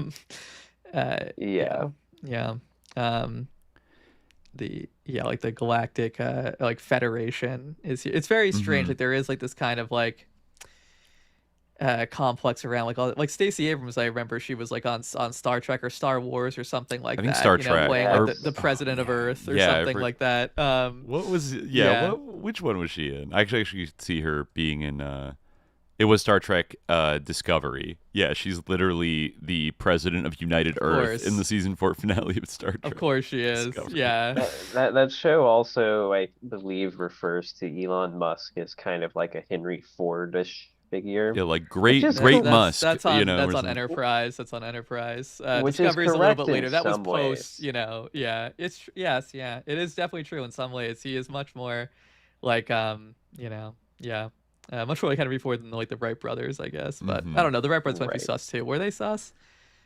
I don't know enough to Wright say. brothers? Like if they were sus lords. That's a future episode for sure. Yeah, that does seem like. What if they were the wrong brothers? Yeah. Yeah. Well, I mean, it's worth noting brothers, that. Yes. I just on the title alone, I'm sold. The wrong brothers. Yeah. We have to sus coat them now that we come up with that title. We had to sus jacket them, and no matter what, just because of the title. Well, you know, the Pope did come out recently, I think, and say in an address that all aerial warfare is sus and evil and should be banned. Yeah, he did. It's kind of bold statement. Yeah, but if you extrapolate that to like all of these airplanes, even old Lindy, had that thought about like, oh, we never would have thought that these would become like mass machines of death, like when people started flying, just like impersonal killing machines. Yeah. But that is kind of what them and helicopters too, sus helicopters. I haven't caught up on the Lindbergh series yet, but so apologies if this is brought up within it, but had you guys talked about who Lindbergh's like publicity manager was? I don't know if it did come up. I'm not sure if we did discuss. He wrote like a book about Lindbergh, like a Lindbergh biography, essentially. It was written by Donald Kehoe. Yeah. Oh, yeah. He did come up. I don't think we got into like exactly what his deal was. That it came up in his weird interaction with Carl Jung, where Carl Jung wanted to talk about UFOs nonstop, and like Lindbergh wasn't having any of it, and he's like, I don't believe in any of that stuff. And then he's like, well, like one of your co-pilots and friends, like Donald Kehoe, like he said that he had an encounter, and then Lindbergh was like, well, Kehoe has had a nervous breakdown, and like actually is kind of crazy or something like that. But what's the real tea on Donald Kehoe? Well, Kehoe is like a pretty prominent figure in ufology. Oh wow, I'm in a book club with actually I have the book right next to me because of it. Jack Brewer's book Wayward Sons is kind of about the National Investigative Committee on Aerial Phenomena. I think I have that acronym correct. And Kehoe was one of the main, he didn't found it, but he was like their main spokesperson for over a decade. He created the disclosure meme, essentially. The idea that the US government knew the answer to the flying saucer question, and all they had to do was release more files. What's happening right now. He started that. Well, yeah, his book was The Flying Saucers Are Real, or it was an article initially in 1950 in True magazine. It was published, I guess, the end of 1949 and caused a sensation. Though such figures are always difficult to verify, Captain Edward J. Ruppelt, the first head of Project Blue Book, reported that it is rumored among magazine publishers that Don Kehoe's article in True was one of the most widely read and widely discussed magazine articles in history. And his book that came out like in 1950 sold over 500,000 copies in paperback. He argued that the Air Force knew that flying saucers were extraterrestrial, but downplayed the reports to avoid public panic. In Kehoe's view, the aliens, wherever their origins or intentions, did not seem hostile and had likely been surveilling the Earth for 200 years or more, though Kehoe wrote that their observations suddenly increased in 1947 following the series of A-bomb explosions in 1945. So he's even, I guess, the originator of that myth that like the nuclear bombs like alerted the aliens to basically like we have to keep an eye on. We have to intervene now that they can all kill themselves. That's like a very very common thing. I think Stephen Greer said the same thing, right? Like that, that's why they turn off our nuclear weapons to show that like they can turn them off and that we must choose peace. Wow. Yeah. Carl Jung was a huge defender. He said like Kehoe's first two books were, quote, based on official material and studiously avoid the wild speculations, naivete, or prejudice of other UFO publications. So he was really, I could see why he would get pissed off when Lindbergh is like, he's crazy. Like, don't listen to him. And he's like, what? I love this guy. I think his book rocks. Well, something interesting for you guys, and I do recommend that book, Wayward Sons, is that throughout the entirety of NICAP, basically from start to finish, and during Kehoe's tenure, it was loaded to the gills with CIA people, like from start to finish. We're talking Roscoe Hillenkotter. Oh, okay. CIA director at one point, early. Yeah. Colonel Joseph Bryan, psychological warfare guy. Whoa. Nicholas de Rochefort, another kind of weird propaganda guy. Like it definitely makes you, and NICAP was like probably the most well-known UFO group of its day, so it definitely raises some questions about like what the CIA was doing there. If all of these people were just interested in UFOs. Of course, after NICAP collapsed, ufologists said the CIA collapsed it on purpose. Whereas, if anything, it looks like it would have been a great benefit to the CIA during any time that it was like popular. As a disinfo organ, I guess Kehoe kind of transitioned over to joining MUFON's board of directors in 1981, but he was like in poor health and wasn't super active. Then I guess, I guess MUFON then becomes in the 80s and 90s, then becomes the dominant kind of UFO disclosure org funded by the Rockefellers, right? Yeah. Well, and yeah, I mean, MUFON throughout its entire history has had some weird funders as well. More recently, it's been like Ramtha. Ramtha? The cult? Yeah. Oh, yeah, I drove by. That's near Olympia. AZ Knight.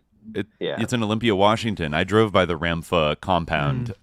Yeah. I heard things about them. Being. She's put a lot of money into MUFON. Really? Late. Interesting. Yeah. Interesting. I mean, as in any part of life, when it comes to ufology, it's always wise to follow the money. Oh, of course. Yeah. Jan Harzen. Arrested for being a pedophile, I guess. In a sting in Newport Beach, California. Wow. Yeah. Yeah, Jan Harzen. Or Jan Harzen? I don't know. Yeah, I'm not sure how it's pronounced, but that case, I mean, there's been a lot of, I feel like apologetics in MUFON. A lot of people quit the org after that happened. There's also been like substantial ties to like Bigelow's projects. Oh, right. Which has created confusion and, just because I mean, I think Bigelow funded like a STAR team at one point that investigated UFO incidents, but was supposed to be like a quick response team. Whatever that means. It's like UFO Ghostbusters or something. Seriously. And Bigelow did own Skinwalker Ranch for many years, right? And then he sold it to some Mormons, maybe. Brandon Fugel. Oh, right. I think he's still the owner. I think it may be up for sale.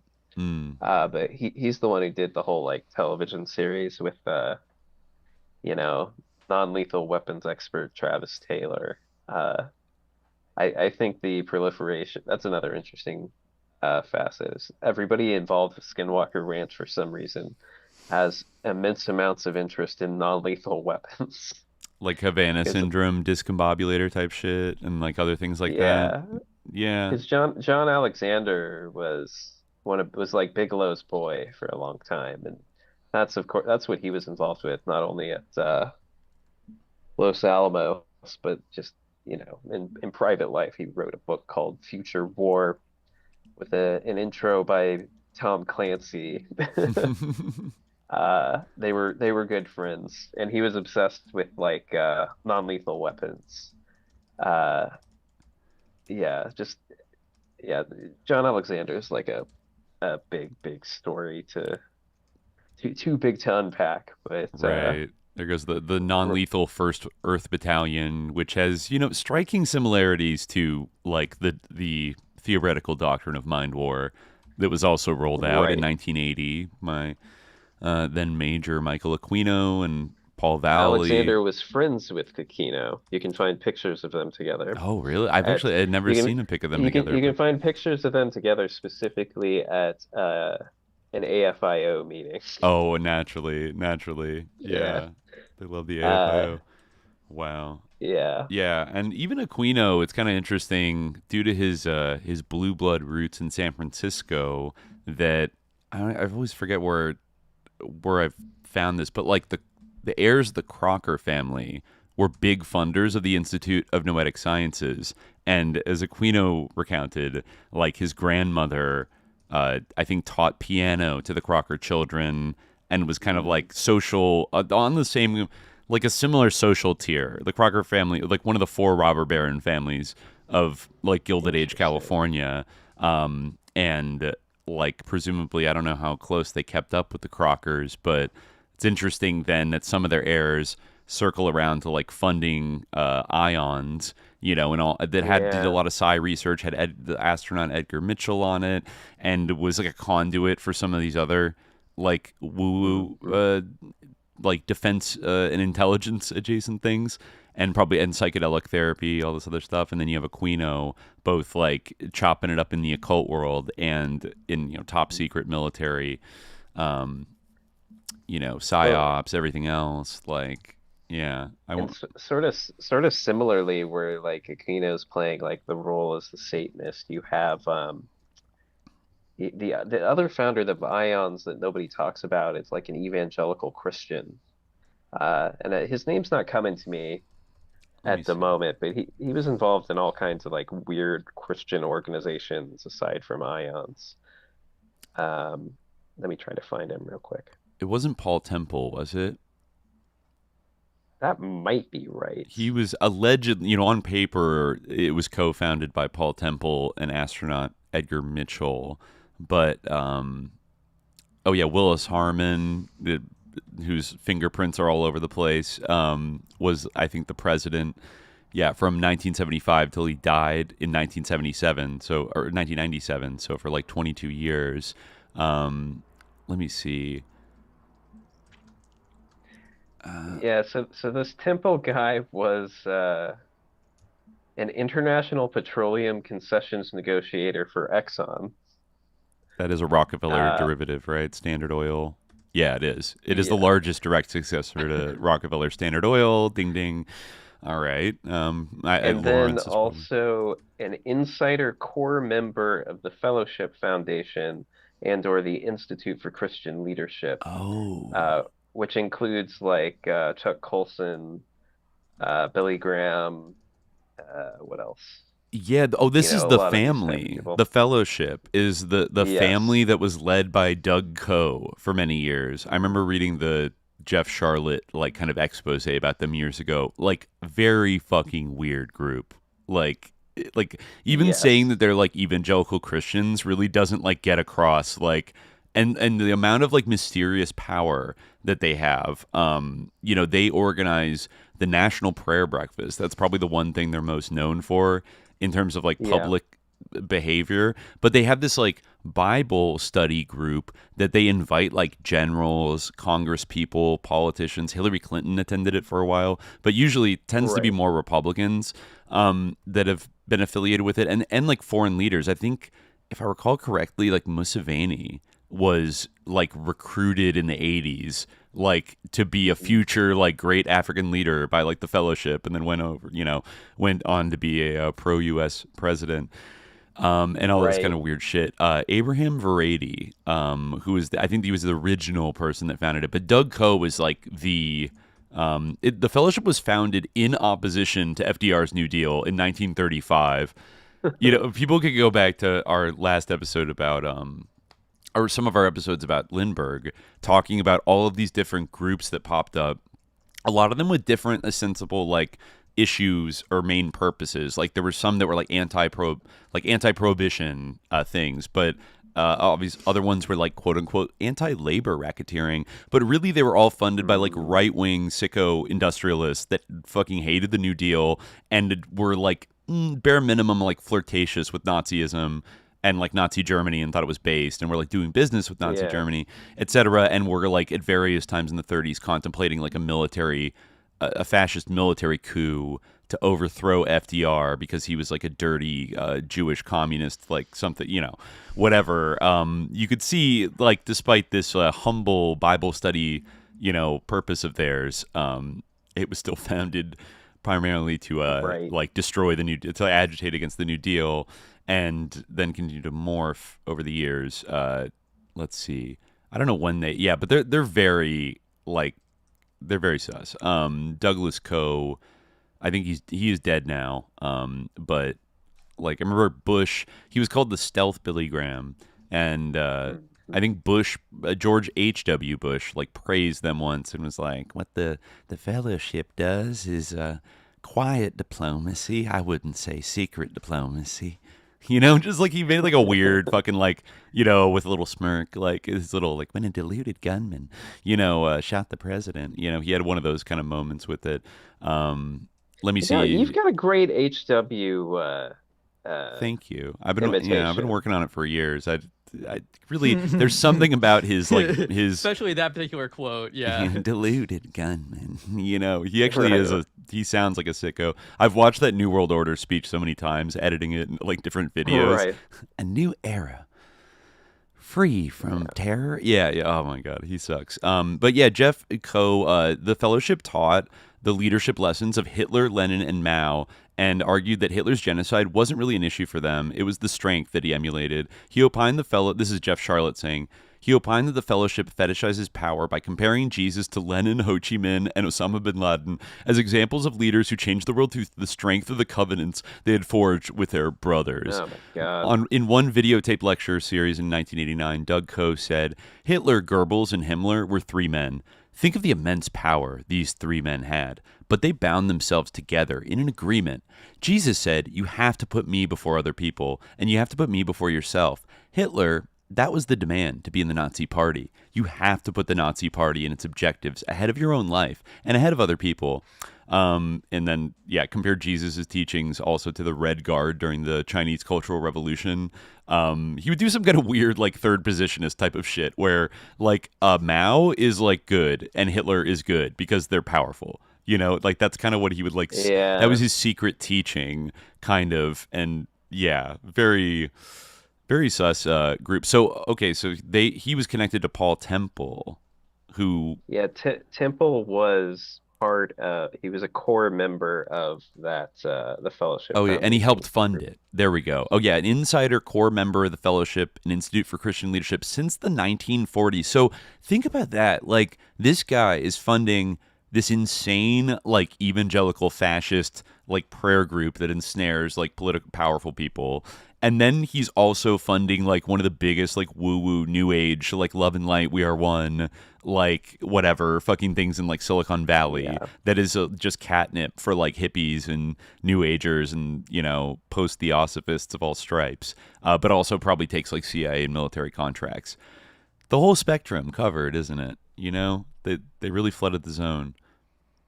Yeah, well, and I think that's sort of the, like, key thing I've been kind of grappling with not only UFOs but like the paranormal more broadly, is it's kind of become like this weaponized trap to get people into, like, you know, strange new thoughts, new age type things to make them I mean, it's just sort of the same thing the Fellowship Foundation is doing by another means, which is just turning up the individualism dial all the way to the top at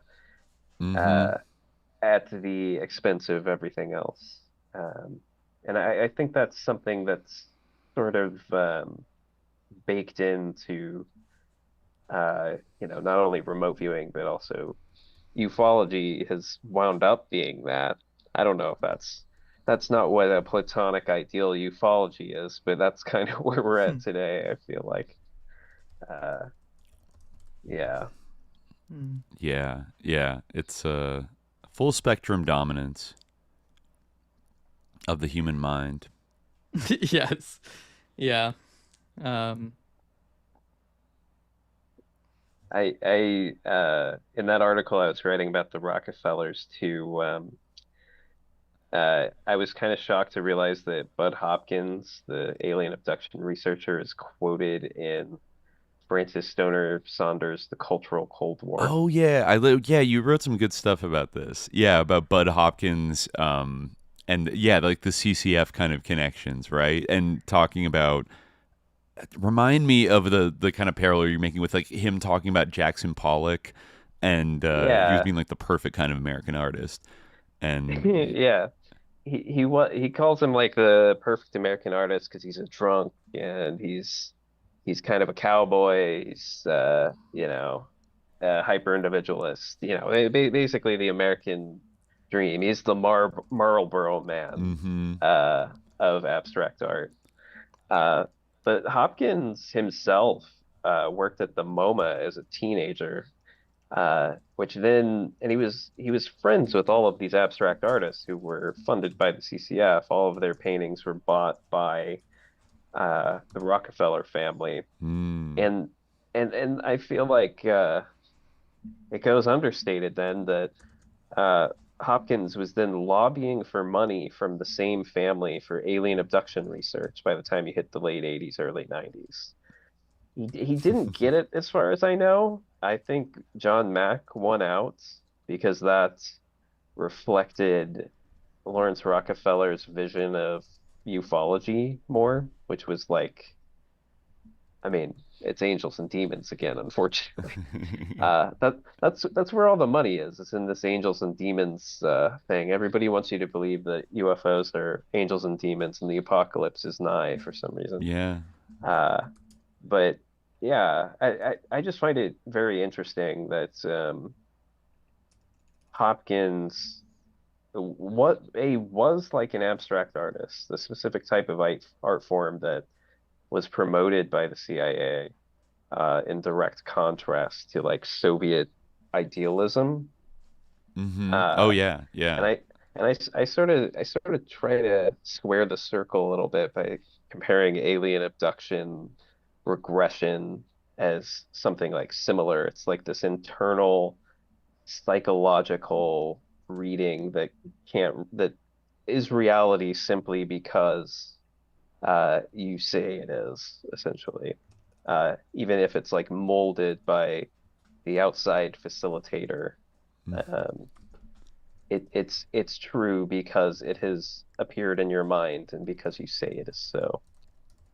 Yeah. Very, very new thought. Yeah, just that paint splot. And I think you said it until like like an art, critic or curator, like whatever the abstract splotches of a Pollock, like don't necessarily mean anything until you have like the right, curator come along with the right script to like program you into like what to think of it, kind of, or incept like an interpretation into your mind. Like it's easier to manipulate things that aren't like quote unquote about anything into having all kinds of like primary and secondary meanings that do end up in like extreme subjectivity, individualism. Like that was very much like the driving force behind kind of picking that style to sort of sponsor and boost as like American, because it was so there's no collective truth in it, like by design, and you could say, okay, it creates some cool looking things, like I'm not totally hating on like all abstraction or like it all should be. I quite like abstract art, but I think people need to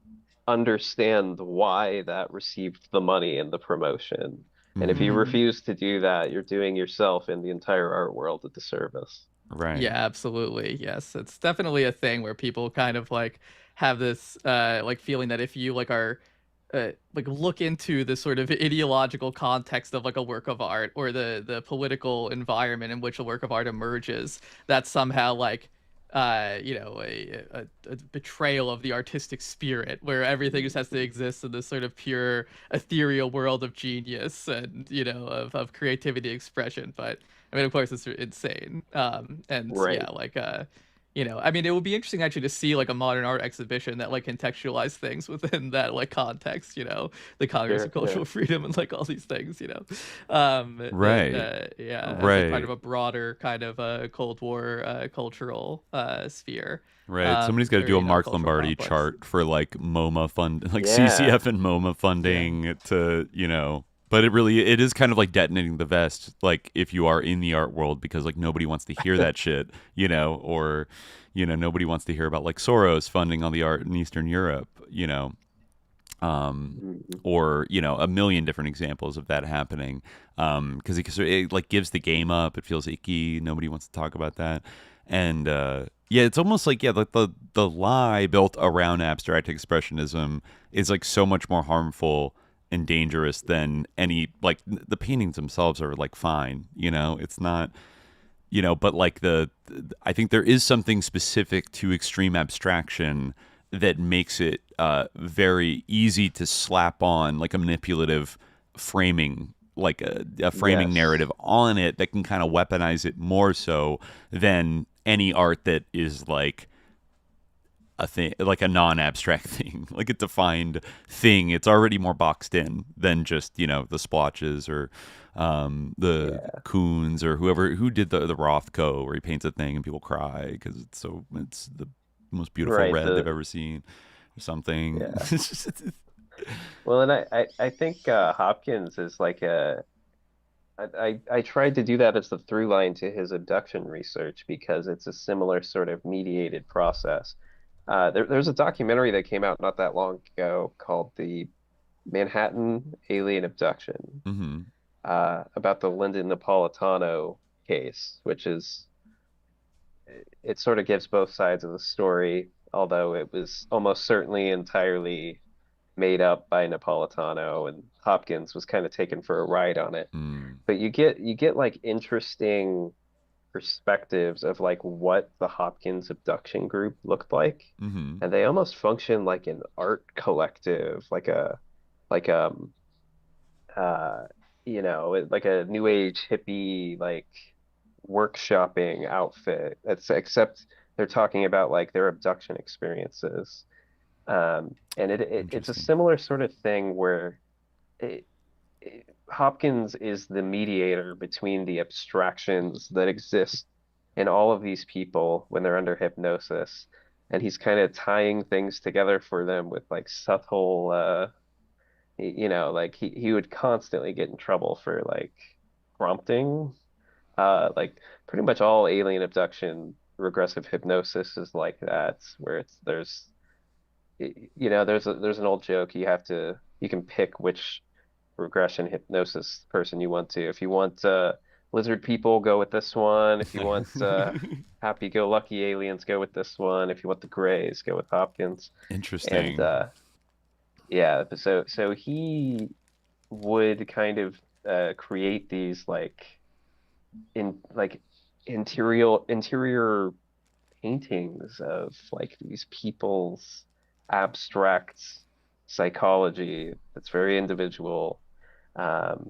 Maybe I'm trying to square the circle there, but I feel like it's relevant to try to look at it. This is like an extension of performance art, like CCF funded performance art in a kind of strange way, or art. I don't know. Like I don't think it can be separated, because I feel like he's doing the same kind of like psychoanalyzing like vague impressions. You know what I mean? Yeah, it almost reminds me of kind of the fuzziness of like somebody trying to articulate their remote viewing experience, and how like it is this kind of vague process where like, obviously because somebody has to speak in words, or I guess try to like draw, but I feel like they have like, people drawing on staff, like somebody that's like skilled at that, like a sketch artist, and they have to describe like what they're seeing, and it's often incredibly fuzzy, and it seems kind of malleable, like based on what the group kind of wants to get out of it. I mean, if you think about it, like, I mean, with the religious impulse, we talked about like kind of the shamanic impulse, like we're talking Course of Miracles, like the channel, like all these things like have a connection with like the artist. I mean, what does genius mean, right? Like it is the jinn. The Genii, the Roman Genii, and then the Arabic jinn are related, obviously, in the same way that Sirat and our English street are related through the Latin strata. So like like there is like kind of a, I mean, you could talk about someone like Marina Abramovich, who has this kind of like ceremonial dimension to her art. Many performance artists like this, right? Yeah. Many, as Peggy Phelan, I think, kind of writes about. Is one example. Of course, it's been written about by many, but like, and I think that there is certainly like in the world of like ufology, the discourse of UFOs, there is like kind of a strong artistic dimension. I mean, even with like Spielberg, because like this is all like touching the world of the unseen, and like, I doubt that like we are ever going to actually, I think we're going to continue to live in this sort of prophecy fails world where I doubt we're ever going to like see the blue beam day even, and if we were to see it, it would be like a blue beam, it wouldn't actually be these UFOs like coming down, and like the Messiah coming out of a flying saucer, right? I think that day will be kind of continually deferred, right? Not to say that like I don't believe in Yom Kiyama, but that's like a different question. Like it's totally separate from this image of the sort of a UFO, literally the disclosure / apocalypse, right? Which I will credit someone on UFO Twitter for pointing out. Of course, we think of the fact that like this literally the word disclosure and the word apocalypse, like they mean exactly the same thing. Oh yeah, revelation is like like apocalypse is another way of saying like a revelation, which is a disclosure, like an unveiling. We think of like when we think of an apocalypse, think of like a cataclysm. Like an apocalypse means like a horrible event that ends the world, but really it means literally a revelation. But yeah, so it's because that I think will always be continually deferred, right? Like if there is any kind of when our world ends, I don't think it's going to really look like that, even though I believe that it will. And so I think that it'll always like remain in the domain of the imagination and people's like desires and like how they kind of envision like a future, and that is is going to be like on screens in people's like AI imaginations of Trump, meeting Trump and Barron and Melania shaking hands with the Nordics and like signing a treaty and everything, like that's but that kind of stuff, like the line between the line between like reality and imagination has always been thin, right? And I think that's kind of where, if there is like a phenomenal reality to this, reality, this phenomenon, right, an ontological reality to it, then it actually does kind of straddle that line anyway. But certainly, like with that line has always been thin, and it's very thin. It's very thin now, right? People's kind of like worlds where they're talking with their AI friends and watching their kind of slop videos they think are real. It's a very, very thin line. So that in a way is the blue beam. That this kind of a continual sort of breakdown in like a sense of mooring in reality, I think. I guess it's a kind of a slow motion distributed like blue beam culture, kind of like there's a million little blue beam blue lights. Yeah. It's literally blue light. You're cooking with that one. Wow. I have the filter on, so it's not as blue. Good. You gotta put that red light on it. Yeah, red light filters. Wow. Yeah, which I think ironically is like the Catholic interpretation of the millennium. That like we've been in the millennium like ever since the time of Christ, right? If I'm not mistaken, like that they like the sort of evangelical take, the sort of left behind take is that the millennium is gonna come. Whereas like like the Catholic idea is that we are in the millennium. Right, so it's just continually, the age of prophecy is continually unfolding, right? Yeah. Interesting. Yeah. Interesting. Yeah. Wow. Yeah. So I guess let me see if there's anything. There's any other weird things. Yeah, we'll be monitoring aliens.gov. Yeah. Had you been doing a little coverage, Tanner? I think I saw you write a little bit about. Like the telepathy tapes and their connection to like Epstein, because it's kind of like adjacent a little bit to this space in terms of like psi abilities and like remote viewing shit. I think we covered a little bit in our like Epstein apocalypse episodes that there were some troubling mentions of like there were connections between that project, which like came out of nowhere. I forget if one of the big podcast like studios like rolled it out, but it was one of those podcasts that was like suddenly everyone's talking about the telepathy tapes, but I felt like most people had no frame of reference, and the maker of the podcast was like hiding like a lot of aspects of it. Yes. So with my wife Emily has done well, I was there for them, but I felt like more of a participant than an active or I felt more like a viewer than an active participant. She had a Twitter mutual, Gerald Coe, went on and they talked about the telepathy tapes, and I gave random input at various intervals, but I'm not going to pretend I was the main force there. It was definitely Gerald Coe, and he it's like 10 hours of just going at the telepathy tapes from every possible angle, and it's like it connects to not only Epstein and all of his funders, but they have like CIA scientists now are their science advisors, despite the fact that they're like pretending to be afraid of CIA infiltration, even though they invited one to be their scientific advisor. Cool. And Cool. yeah, she cited well, not cited, but two of her main sources on the podcast are like real wacko, like one of them is like a kind of a Zionist type facilitated communication guy whose son does like Zionist prophecies. Classic. Another one's like a anti-gay activist lawyer who is also extremely pro facilitated communication for like evangelical prophecies. Oh, huh. Sick. Like Yeah, wow. so like she likes to talk about all of these things because she kind of removes it from all of this baggage and just says, oh, actually all autistic people are psychic telepath people who can see the future even though they can't talk. They can talk to each other on the psychic plane, or it's just kind of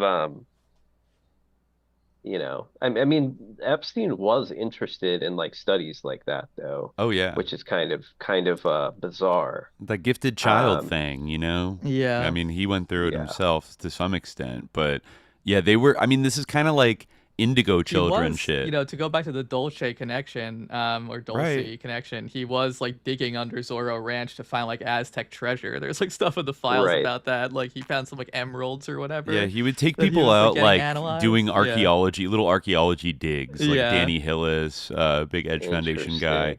Yeah, they were digging around there. I don't know where Dulce base is. Like, I remember looking up to see like how close is its purported location.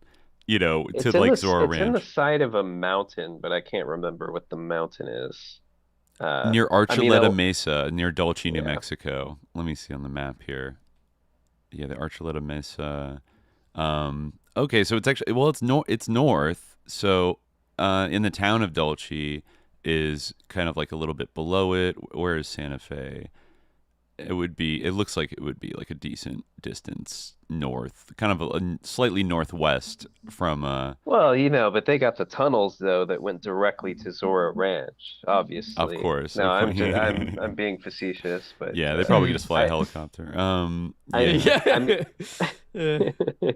Yeah, I like the idea of doing a tunnel when you could just do like a normal. Well, we're in the age of the tunnel, like it's not the tunnel. It's not about what's effective, it's about getting to go through the tunnel. Right. As Palmer Luckey said, like the 21st century is the century of tunnel warfare. I mean, to be honest, if we're talking about autism, I admit there are times when I take the train when it would be easier to fly.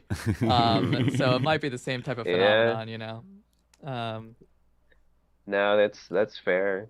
Yeah, well, I think I do think it's the year of the tunnel is kind of like, as you said, indicating to us that they're all of the billionaire sickos are getting ready to get into their bunkers, and they're all going to be connected. Like, I know Zuckerberg's building one.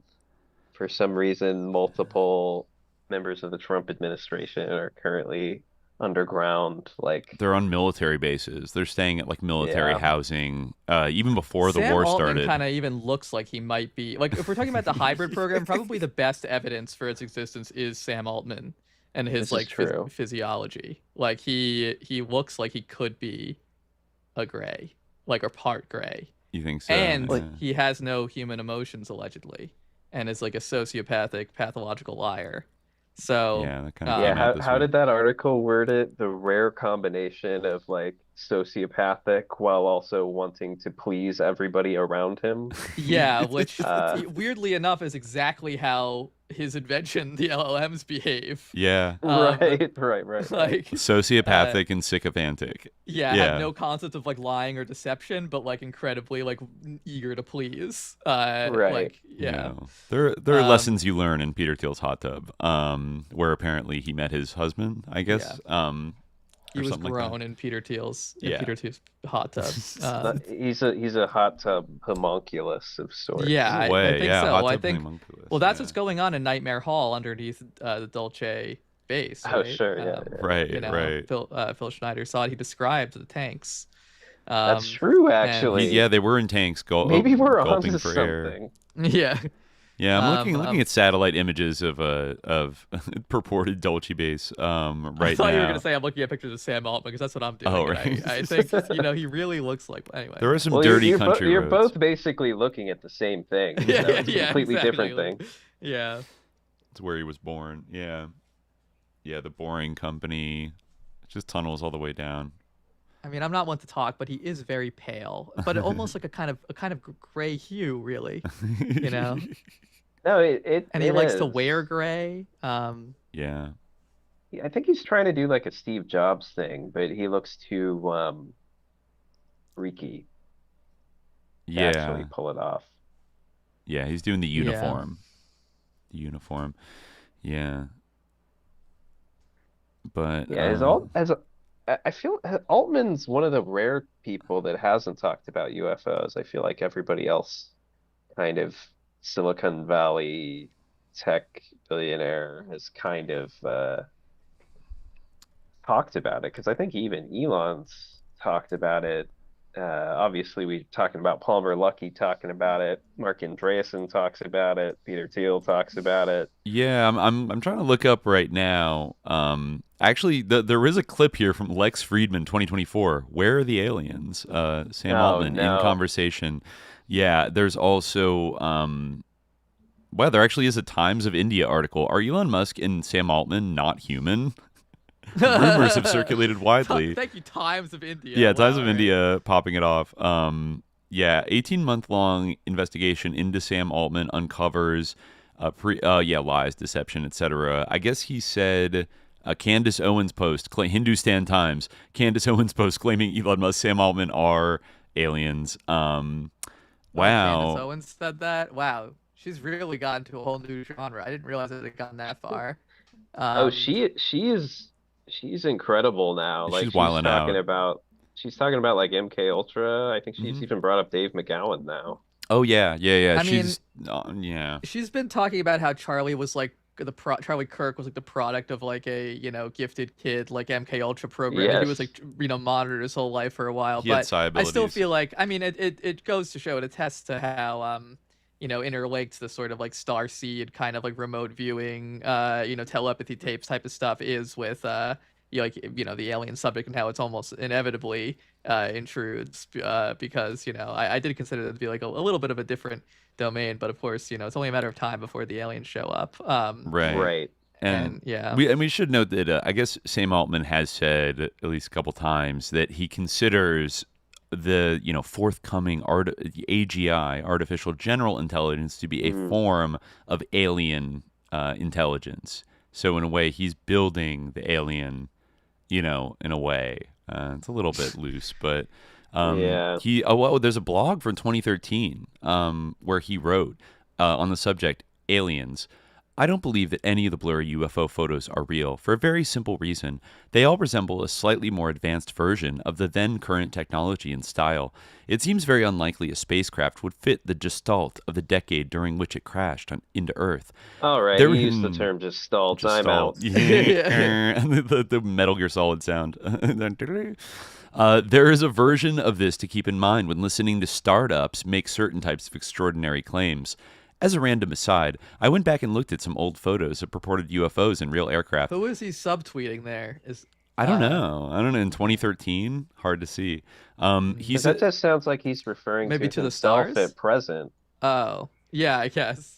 Yeah, I don't know. Yeah, this is from March 2013 when he posted it. Nobody knew who he was. Startups making extraordinary claims, I guess. Yeah. As I went back. He says a hat tip to the designers of the SR-71 for creating the only aircraft that still manages to look super futuristic 50 years later. Cool. What's that? The Blackbird? Yeah, it's a Blackbird. It's what Elon Musk named one of his children after. Like the CIA code name for it, like XAE12, like 95 or whatever. Very cool. Yeah, very completely epic. Yeah, so I think he is trying to build a computer alien God, etc. But wow, the rumors are well, that was flying the around. thing that the what was the name of the egg guy? The guy who like telepathically communed with the eggs. Jake Barber. Yeah, right. He said kind of a similar thing, and I think Sarfati actually said the same thing, that like the UFOs were like advanced AI. Yeah. And like, I guess that could He said maybe they're tie grok. in. They're grok. Yeah, they're grok. Yeah. Yeah. They could. Great. And I mean, I guess grok is named after a Stranger in a Strange Land. Robert you know, Heinlein. from that. Yeah. But but I guess I could tie into the time travel thing, like that they're AI from the future, you know, like they're the AI from Spielberg's movie AI that have come back, you know, in time. Right. Yeah.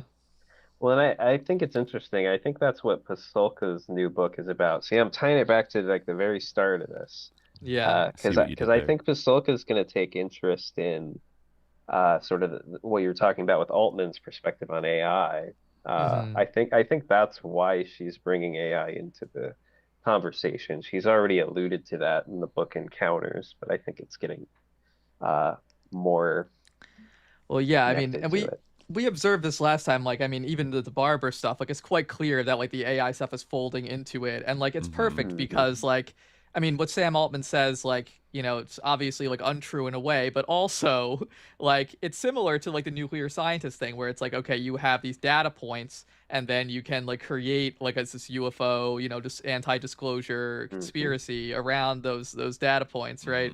But you know, you need aliens, right? You need some kind of, you know, great alien to come in and to, I mean, yeah, to bring it back to Joe Rogan, he said something similar like that about Jesus Christ, right? He said that Jesus Christ was probably AI because right. I think he said if he was born today, he would be AI. Did he say that on Jesse Michels? He might have. I think he Yeah. might have. Let me see. He said that was why Jesus would be willing to die because the AI, you know, obviously wouldn't care about dying, I guess. I'm watching this right now. But it would. What about Rocco's Basilisk? I thought they're completely leaving that. They love. I mean, that, yeah. Once you're like a forgetting about sentient AI, then I feel like you would care about like having your code deleted. But it was something like where. Yeah, I found it. Jesus, okay. he is talking to Jesse Michels in a weird like spaceship room in like some set that they have. That's like a weird like you know, control center, like space room or something. That's Jack Sarfati's house. Yeah, I'm just kidding. In Pacific Heights, where he lives next door to Sam Altman, as he kept saying multiple times. Right. About on Danny, I think Danny Jones, he kept saying that. But yeah, Jesse Michels. Joe Rogan says Jesus was born out of a virgin mother. What's more virgin than a computer? If Jesus does return, you don't think he could return as artificial intelligence? AI could absolutely return as Jesus. All right. Like, I mean, what? The phrase, what's more virgin than a computer, is nonsensical. Yeah. I have no idea what that means. You have to be a living thing to be a virgin. How is a computer? Yeah, how does a computer? Well, have I guess a virginity? computer has not had sex, so all computers are incels in a way. I don't believe that. I think all computers have had sex. And but that's the thing though. They can't have sex because it's kind of like this.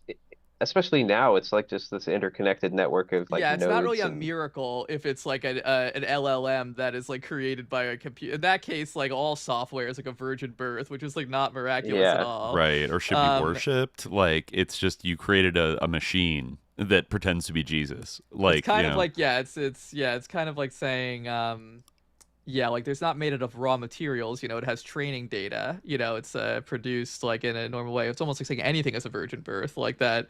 You know, I don't know. I'm looking across my kitchen. A pot is a virgin birth because like it didn't grow on a tree. You had to make it, sex was not involved with the creation process. It's like something Charles Lindbergh would say about his airplane or something. It was like a virgin birth. It's miraculous. It's a virgin birth. Yeah. He wants to become. Although is the plane a virgin after Lindbergh got finished with it? Right. Knowing him, no, that's true.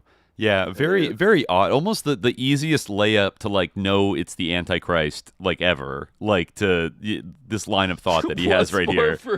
Like this sounds like exactly what like would be. Oh, you mean a fake Jesus that is a computer? Like that sounds like I don't know. It's kind of it's giving Book of Revelations, isn't it? But don't worry, Also, he's friends again, with the like, great Antichrist detective, Peter Thiel. So I'm really not an expert on like Christian cosmology and theology. Like as I said before, like we're all very, in terms of insofar as I have religious studies training, it's we're all very tradition kind of siloed, which is a flaw in the discipline. But I have picked up enough that like there is kind of debate over like Jesus's nature, like. He has like either a human. Most people think he has a human nature and a divine nature, if I'm not mistaken, right? So like, in what way does the AI have a human nature, and in what way does it have a divine nature? It has neither. No. So right. Yeah. No one. Yeah. Well, like technically, there's also the Trinity too: the Father, Right. Son, and Holy Ghost. Right. Jesus is all.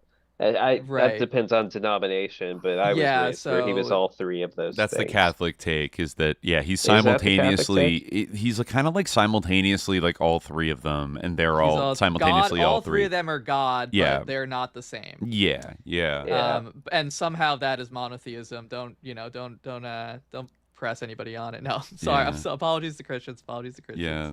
Christians. But looking Gonna get and knives out for that one. Yeah, looking and well, that's a pointing whole at the problem. AI Jesus is the only time you'll catch me saying, and this guy's created from dirt. Because he is. Yeah, He's just created from dirt. Like, no, Well, I'm not going it to worship is- him. Yeah, I mean, I gotta go, but as we said before, like it is very, very like as you were saying about the spiritual kind of nature of like the aggression against Iran really hitting in one of our recent episodes. Like you can really see like I mean, there's like a spiritual texture to like all these events in our time. Like I've said before, like it is remarkable how like what the Quran says about like the worship of idols and like the way that people like treated these stone figures as though they could talk and speak and eat, even though they knew but they couldn't actually do that. They like Right. convinced themselves, even though they knew in the back of their minds, that like there's that episode with Abraham, where like he smashes the idols and the people in his community come to him and they were like, how did you smash our idols? He was like, I didn't do it. It probably was the idols smashing each other. And they're like, the idols can't move. So like deep down inside, they know that like it's all bullshit, but they still kind Right. of, Wow. yeah, it's amazing how much it resonates. Interesting. Wow. Well, sadly, we're never gonna get invited on Jesse unfortunately, Michels now. Yeah. Into the spaceship set where we can talk about. Sorry, guys. I shouldn't have. Yeah. Thanks a lot. I know you were both longing for that, as was I, really. But I think he's already. But anyway. We got to settle for Danny Young, I guess. Word. Yeah, but Yeah. But yeah, I mean, thank you for coming on. It's great to have you. Hope to have you again This is a in the lot of fun. future. We're big fans Yeah, of it's the great the Substack. to talk to you guys. As I said, huge fan for a long time. So this is kind of I don't know. It's And likewise. honestly been a bit bizarre. I've been listening to this for so long, and now I'm talking to the podcast that is in my headphones all the time. So it's a little strange. fourth wall broke. Yeah, You're both wonderful. Yeah, no, I mean, but we've also been like big fans of your Substack, and really the effect is truly the same because definitely you have some of the best coverage of this topic, and like we before we like spoke with you, we were reading like extracts from your blog on the show, so it's the same exact thing. Sure. Well, thank you. We'd love to see it. And by the way, where can people find your blog and your podcast when it happens, Tanner? I'm happy to say that I splurged, and you can now go to gettingspooked.com. Nice. Find basically anything. Yeah. It's not hosted there, but there's a redirect to Getting Spooked from gettingspooked.com. Yeah, it's tannerfboyle.substack.com is the old URL, but a lot of really great coverage there. I rely on you to sort of light the way through the just like sus psyop landscapes of the ufology world, Well, that's why I've appreciated this show too, because I feel like Khalid is in a similar position where he was familiar with all of these people from a young age, and then both of you kind of tackle them looking back, and that's kind of what I've been Right. Yeah, So no, like they were, it was, and I did have that kind of shift in perspective where it's like, wow, like the UFO man, and then like, I'm like a little kid, and it's like, oh wait, yeah. I was this so is like a one-shotted cult. as a little kid. Yeah. I've just been, I'd love to do, the more I watch, the more I'm like, we should cover this from like a meta perspective, but I've been rewatching the X-Files for the first time since like childhood, basically, like all of it. quite an interesting like show. I feel like it, in a way, it's like better than I remembered it, but also is dealing with all of these it's almost like if a show was like SJ getting spooked, like whatever, every week is like plucked from one of these like topics and turned into like a murder mystery or something like that. Right. But you can see like the efflorescence of the topic in like 90s television in many ways pushed that's probably by the not popularity, because I was like obsessed with the X-Files. Right, yeah, like I was too. I was also obsessed with the X-Files. Yeah, no, like now that I think about it, I'm like, this show was formative on like the way I looked at reality, even though at the time I wasn't like, I was a child, but like thinking about like its level of noidedness that in a weird way like wouldn't be acceptable, even though they're rebooting it with Ryan Coogler now. Like it's kind of not acceptable to be that casually noided about like every episode there's like a black helicopter, like evil military troops, like evil CIA guy, like they're doing genetic experiments on children, like they're doing fucked up shit like constantly. It is kind of like, folks, like, but then it's got they have this dialectic of the skeptic and the believer, and the will they won't they, whatever. But right, yeah. But anyways, I actually gotta like we'll come back. We'll come back for a full X-Files recap with you, Tanner. Great to have you on. Yeah. All right. Yeah, hey, but thanks. Yeah. Once again, thank you, Tanner. Everybody go check out Tanner's Substack, and we'll be back on Monday on patreon.com/subliminal jihad. But until then, dear listeners, stay vigilant. Peace.